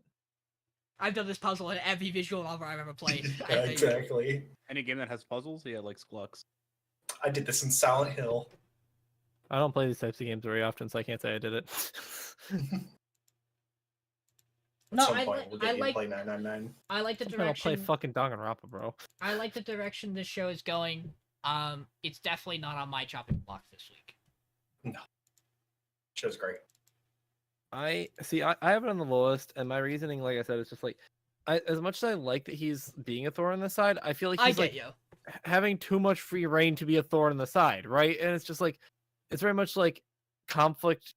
It feels like in that argument where it's like, sometimes I hate when it's like conflict for the sake of conflict, right? And it feels like it's like he's the one causing conflict because he's just being an asshole, and not because of like actual like the characters themselves. It's just him pushing them to stuff and having the ability to do so. The And if only- it was like a, Yeah, go ahead. I wish they were just a bit more selective with how they like use him as this like driving like issue, if that makes sense. Like, Yeah, my counter argument for it is that the it's show fuck you, it's a good show. the show desperately needed him to change the formula because you could not keep No, doing yes, what and we I'm were glad they doing. did. Yeah, right. That's the trade-off for it. And so I'm interested to see if they pivot some new things going forward. And I think, like, you know, in episode 4, you can excuse, like, okay, he might be a serial killer, but, like, what's the worst he could do? We don't really need to, like, He you know, won't actually kill somebody. he's He not would go gonna to hell. actually kill someone and go to hell, right? And you'd be like, and you'd be right. He won't do that. He might convince you to kill somebody and go to hell. But that's not his fault. Or is it? You decide. Law and Order. Theme. Epic rap battles of history. You boys ready? No. For the Okay. author's poorly disguised fetish. I understand why you're saying that. I don't think this is too bad. I still think this show definitely deserves to be where it is. We'll do the quick rundown here. Episode 4.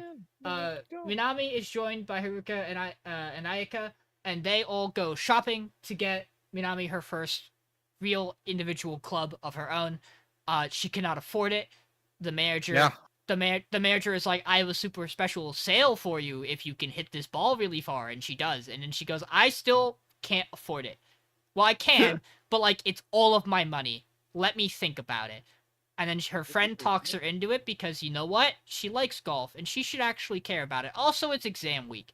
And then they go and they do a golf contest so that she can get the discount again because the manager's an asshole who removed the discount the next day because that's how his shop works. They then body all 3 of these guys because all of them like hyperfixate on one element of golf that isn't right even in the thing they're hyperfixating on, and they do that. And that is episode 4. She gets her club, she has a penguin cover for it. Episode 5, Minami is struggling because she cannot fucking drive with this driver. Because she is still bad at golf and has not learned the basics in the proper way, and we are not going to rectify this. Instead, we're going to have her do miscellaneous other workout routines, mainly involving her actually doing workout routines and yoga. And then we're gonna put everybody in a sauna.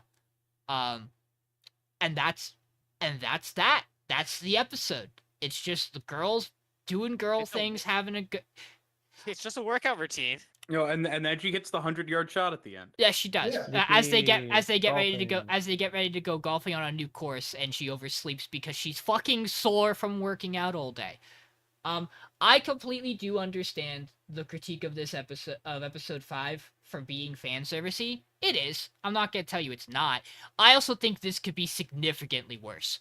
Like I legitimately think out of most of our fan service bits this week, this is probably the most tame of them. It absolutely was. It was just odd. I will say, It was- honest It thing, just honest. felt very out of place Yeah. with what the show had been doing. I was like, Yeah. cool, they're in sports bras. Interesting that they're still in sports bras. It was that and It's the been like 7 minutes. weird- Why are these? It was that and the weird like I'm gonna touch your abs bit. I mean, man, this show is gay. It sure do be It's doing so that. It gay. sure is gay. It sure is gay. I also will. It sure is golf. I mean, gay. I will tee up this critique as well. Ah. That Shut the man, fuck up. does this character not need to look as old as she does when she is a high schooler? Not our main character. Haruka? Yeah. Haruka. okay. Haruka is a high schooler. Yes, She's 18 though. she is, right? So but So it's she's like- Pretty but era, she's right? 18. She's 18 because they had to write her as 18 for what they plan to do with her in this show, which is touch her abs in weird ways. No, this show is entirely made to have cute girls, push product, and have people like it for that reason. Good for them. They accomplished their duty somewhere. This has a Cute crossover. girls do golfing. This already has a crossover with Birdie Wing. It's doing exactly what it was designed to do. This show is not doing anything special, however, and even in terms of cute girls do cute things, it's not doing anything remotely focused on golf enough for me to care. We've golfed once in 5 episodes. Like real Yeah. golf. Hey, they're gonna go golfing next episode. They promise. Yeah. Damn, too bad we won't be around to see Nope, it. we won't. Hey, you don't know I that. would not put it past this show to skip over them golfing. Oh, they could. Be like, boom. They It's might. gonna do. No, what it's gonna do. Here's what exactly what's gonna do. It's gonna do the classic like cuts of them swinging, like still frames, and then be like, wow, that was a great game of golf, and then like cut to the end. I legitimately think they will do the golfing because I think they have to teach her Probably. more and actually get her to be a real golfer by episode 6 of the show. I just can't imagine. I do feel really bad for her maybe. friend who's like, we should go get parfaits. And she's like, actually, no, fuck you. I'm going to go golf. Actually, Right. golf. It's golf time. I'm actually going to ignore you, a person who's been trying to help me the whole time. Goodbye. Golf. And then she doesn't act, and then she just goes and hits the driving range like a loser. The show, I think I don't know what. I don't really have it The much to say. competition episode 4 was really fun. It's I had a goofy- lot of fun watching that. It's a goofy little time. It's neat. Every old guy in the show Bora! has like the personality of like I'm going to need a to 12-year-old. Yeah, every 70-year-old man in this show is great. More of those. This is the power of being an adult. If I had a nickel for every Having great 2,000 70-year-old character in this show, I'd have like 5 nickels, which isn't a lot, but it's weird that there's 5 interesting old men in this show. Yeah. And they're gonna, Okay, and but we're gonna, also- having $6,000 to drop on a But- putter or whatever the price also- was. No, those I- are accurate, by the way. no, That's- that's I yeah. completely that is 100% accurate. I can tell you that right now. I completely understand why it's all these old men. You ever seen anyone that's under the age of 40 play golf that isn't exactly you and your friends, John? Me and my friends. Listen, Oh, it's 40 yeah. when I go golfing with my friends. I go golfing with my brother. And I haven't That's gone it. golfing in 4 years, so what does that And we say? both suck. That's what's fun about it. No one's I good haven't at been golf. golfing in like 15 We should years. all meet up and go golfing. That's what we I should don't do have with yeah, our we time. can go that golfing fit in PA. anymore. I got 2 sets. I don't Okay. have clubs. I got a set. That's okay. We'll We can just share. we'll just share a couple of sets. We can share, Share. Mason. I can show you how to hit the Except the club, part you where know, I'm from behind you. And... significantly shorter than you. John, it I've wouldn't played work. golf No, it's before. it's okay, Michael. I Shh, only Mason, let me have this. I only use my 9-iron. It's fine. That's all he needs. That's all Bro, I I- need, baby. Dude, okay. Driving is so fucking impossible. I'm gonna say it. Like, you give me a fucking like. I do want to critique one thing about this show. Uh, Haruka's advice in episode 5: just visualize it and it'll go where you want it to go. Fuck no, it won't. Don't- fuck you, Prodigy. Eat shit. Golf is hard. /r/Korean advice, anyone? Actually, r/Korean no. advice. Just I, visualize it. Just do it. This show had I some could interesting just things in the first couple do it. episodes that they were setting up, and then we've done nothing with them in these 2 most recent ones as well. yeah, Yeah. I could not give a fuck about like all the conditioning bullshit that No. in episode 5. I'm gonna be No. real. Oh. Just like legitimately give me a cutscene for each of those things. Re- Maybe res- like a minute. Bro, That just give me 2 girls golfing. That's all I want. Respect for Like, this show. very simple. Respect to this show for getting as close to an upskirt shot as you physically can without actually doing it. on They, a fucking pan shot too. they fucking have mastered this shit, dude. They're a factory out here. Let's move from one to the other. Hey, John. How fast can you talk about this show? See, How this fast is do you want? this is the Okay, reverse. 2 things. This 2 is the things. How fast reverse. do you want me to talk about the show versus how fast am I allowed to No, no, talk about no, the no. show? Talk about it as fast as you want because you need to give us time to bitch about it. So here's the fun Okay. thing, quick before you hop into it. This is the reverse of what just happened, where my show, episode 4 was good and 5 was bad, and this show, episode 4 was dog water and 5 was fine. 5 was tolerable. Tolerable. I thought 4 was good. You 'cause thought Shisei's 4 was just good? fucking hilarious. I'm the opposite. I fucking hate Shisei. I can't Sorry, stand so- Shisei. She says- Shisei being the fucking giga gremlin she is at every give. When she said my powers are beyond human comprehension, I fucking No, lost No, it. so here's the thing. Okay, Shisei okay, has time good- out. Yes. Shisei's a great funny gag character when she's not sitting on Saito's Well, lap. yeah, When she again, is I not thought her incest gags were bait, funny. yes. When she's not When incest she's not bait, incest bait, she's a great character. And sometimes when she's incest bait, she's funny. And However, sometimes when most she's of the not, time when she's she's incest bait, still not she's good. just incest bait, and that's kind of a problem. I'll be honest with you. The other problem I have with her is that I think her bits are funny 1/3 of the time. The rest of the time they're very predictable, and I don't and they're overdone by episode 4, which is Shihungi. Feed her. Please God, Shihungi. somebody. She sit on lap. Ta-da. So, quick recap. Episode 4 is the Shisei episode. Episode 5 is the Himari episode. All right, guys, go ahead. But TLDR, Shisei wants to come over and visit, so she does. She pretends to be a and- ghost. They think there's a ghost haunting the house, but in reality, Shisei's just in the house visiting, which is illegal, but that's okay. And is Well, she was given a being the little key, s- so it's fine. she's being the little sister character, but she's the cousin, and it's very weird and awkward every time she interacts with Saito. And so they kind of just go back and forth about this whole ghost in the house thing, and in reality, it's just Shisei being overly protective and possessive and calling Akane out, or for being like, hey, if you want to make a move, you have to do it, and like actually care about Big Brother, basically. And and does give like Akane a bit of like blessing, like, hey, you actually do care about him. That's good. So at least this is like not a toxic thing completely. And that's basically the general idea of what happens in that episode. I'm not going to go into specifics because frankly, I didn't care enough about the episode to talk about them. Nor do I remember it because it was like a week and a half ago at this point.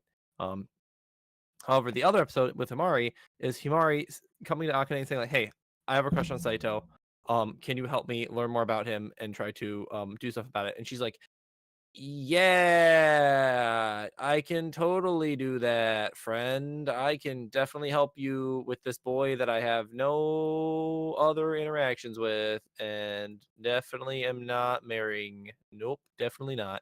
So Akane gets all extra personal with Saito, going, and what is your favorite food? Yes, okay. How do you spell that? Okay, cool. And And what then would you the do? bitch doesn't make it. Wow. And then she also like she gets like a book recommendation, does all this other stuff, and basically like doesn't give her any of the actual like good information. She just kind of gives her like the fucking spark notes on it. So like she gets this book recommendation from him, and it's a super dense like art of war fucking novel. To which she's like, yeah, it's a little dense, but like I asked him about it and he talked to me about it and that was awesome. So thanks a lot. And it kind of goes back and forward, and where Akane has this like super nagging feeling of like, ooh, this feels weird for some reason. I don't like this. Why am I'm not jealous. I couldn't be jealous about this. This definitely isn't jealousy. Spoiler alert, it was jealousy the whole time. And basically we kind of go back and forth until Himari finally like ends up confessing to him. He turns her down. Doesn't tell Akane because he says, yeah, we're going on a date, and makes Akane super jealous and goes, no, I don't want you to go. And to which he's like, ha, gotcha. Wasn't actually going on a date. I turned her down, idiot. Anyways, let's go shopping. And that's how the second episode ends. I think I kind of covered most of the main points. Here's the thing. The show's kind of garbage. Yeah, I think it's five. trash. I think Kinda? five's Yeah, better kind than. of. I'll say kind of. I think I've watched worse. True. That is fair. That is fair. I think I have watched five- worse. I think episode 5's better than 4 for me, but even then, one of my biggest problems with episode 5 is that this man is supposed to be smart, and he doesn't figure out that his wife is feeding information to her best friend so that she can use that information to try to hook up with him. Okay, he's supposed to be smart, but he's also supposed to be incredibly self-centered. Yes, yes, but everything that she is asking about is about him and is being regurgitated back to him by her best friend.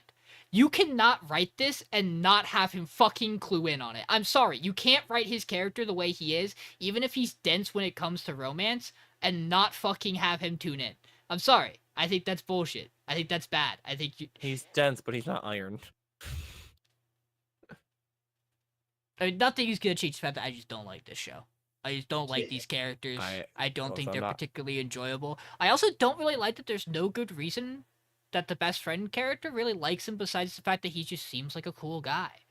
Like, yeah, she just likes him because he's a cool dude. We didn't really get a good reason. Do you really need a good reason?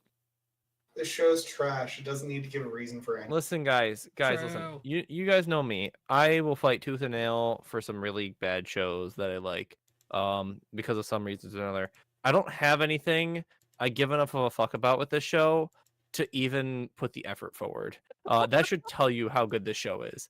And by good, I mean terrible. Because you guys have seen me argue for some garbage shows. You've seen me argue for some pretty okay shows. Yeah, you argue This is for not Osamake.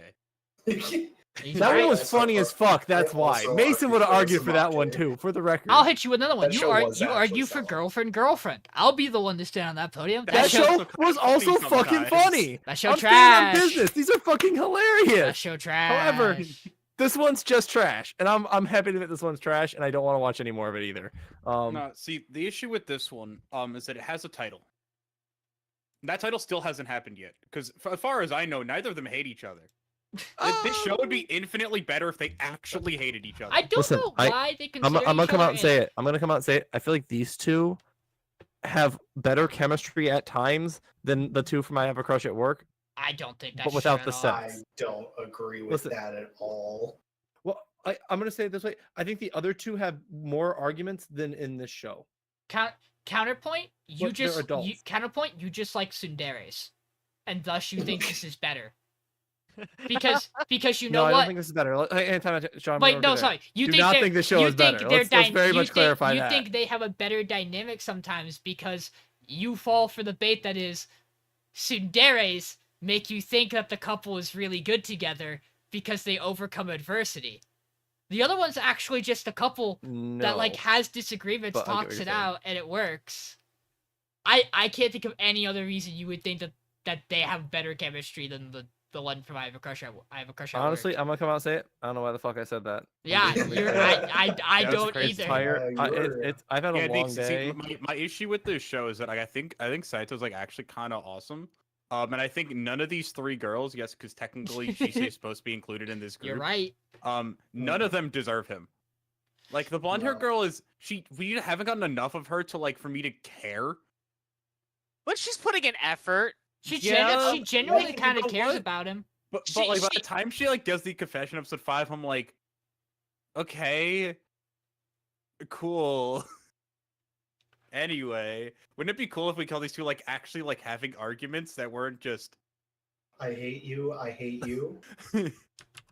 but then she immediately turns around and goes, "Man, I'm jealous." And I'm like, "Oh, bro, calm down." Are you though? Also, can we talk about the fact of we just got like 3 straight minutes of him going, "Are you sure?" and her going, "Yes." Him going, "But are you sure?" and her going, "Yes." And he's like, "I'm gonna walk out the door," and she went, "Okay, no." And he goes, "Haha, I fucking knew it." We got a solid 3 minutes. Just Honestly, kind of based of him though. Call her on her bullshit. See, here's yes, here's but the also problem. it just felt very anticlimactic. Mhm. Here's my problem, right?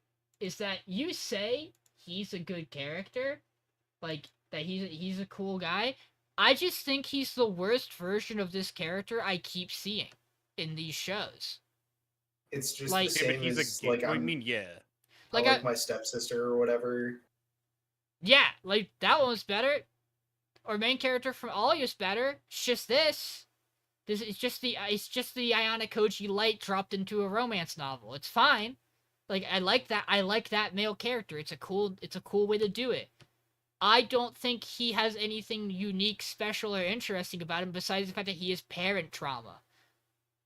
We put Ayana Kuji with fucking the little sister from No Game No Life, the Yeah. Yeah. me from Nozaki-kun, and the main girl from Toradora. You fucking nailed Yeah. it. Damn, Austin. I hate that every one of those was absolutely correct too. Yeah, show bad. That's all you need to know about this. Don't watch this one. Plenty of good shows. Don't watch this one. Voting's up. I know it's gonna be real hard this week to decide whether Yunio is obnoxious enough to kill. That is why I also changed the wording from protect to spare. I figured no one wants to protect him. That's a really easy decision. But should you spare him? Does he deserve it this week?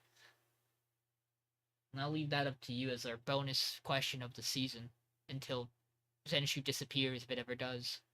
Make sure to leave a comment on whether or Which- not you think Yunio will live to the end of the series.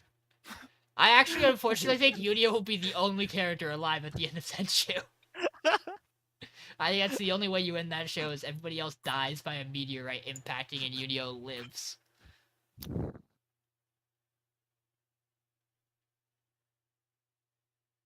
Sorry, my name took me a second. Oh fuck, Michael got the wheel shoved. So I Yes, sir, I did. let's go. You know the best part of this week is I'm technically not the first person at one show. Let's go. Yeah, we're gonna be equally at one show. There be You two would- of us at one You show. would this week. you would have been. Yeah, don't let's not joke. You would have been if we did Oh, I'm this very episode well 4, assured. episode 5, and then I would have been the next one. God. Is No, what are Was you that talking about? The you, wheel was the first one Michael, on or one was that show. I wonder if it'd be taking a long time with my thing, having to be typing out a whole fucking paragraph as my name. Let's do My the paragraph would be 2 sentences. let's do the quick run through. No slays on Flower and Asura, Crush at Work, ZENSHU, Sakamoto Days, Medalist, and Tasokare. One slay on Clap, clap, clap, clap, clap. sorry, one slay on Elf and Honey Lemon Soda. Because some of Elf. us like to express, it's good. I want you to know it's on my docket next week. Something's got to go sometime, and it's on there. 5 slays Sorry, let's four slays for Unio. Kill you. I think he was fine. I think he can get a bye this week. I didn't think we needed to, but I understand. It's the principle of the It- matter. it is the It's principle. the I principle. agree. I agree. And then utility is finally gone. I don't even think I said the show's name this week. I think we just talked about it and No, moved you on. didn't. I don't think I don't even think anyone. you said the name I, just now. I don't think I don't anyone think said we its name. said it. The show that was Sorry, not be Yeah, named. and Getting Married to a Girl, Hey My Class. Also, the two shows we thought were gonna go are gone. Who could have Good seen riddance. Yeah. these coming? You know, it's funny. They're the Speaking last of- 2 shows too, so we get to. Yeah, So far, we have nothing- gone just bottom up on our order so far. Yeah. Nothing changes. Well, I got good news for you. If that were to be the case, the next show to go would be TASOKARE. There is a non-zero chance we actually do just eliminate from bottom up until Medalist, and I got bad news for you. It ain't gonna be Medalist. Now I it- never know. I would be the I have I'd be a little never appalled been at that one. They're gonna. I have never been as I have never been as depressed as I will be if somehow Medalist becomes a bad show as I was at Wonder Egg Priority. If Yeah. Engie pulls a fucking Engie, I'm going to If the budget just disappears, Scream. that'll be an entirely different story. Hmm. I know I teased the idea of maybe talking about things. We're not. Have a No. good night.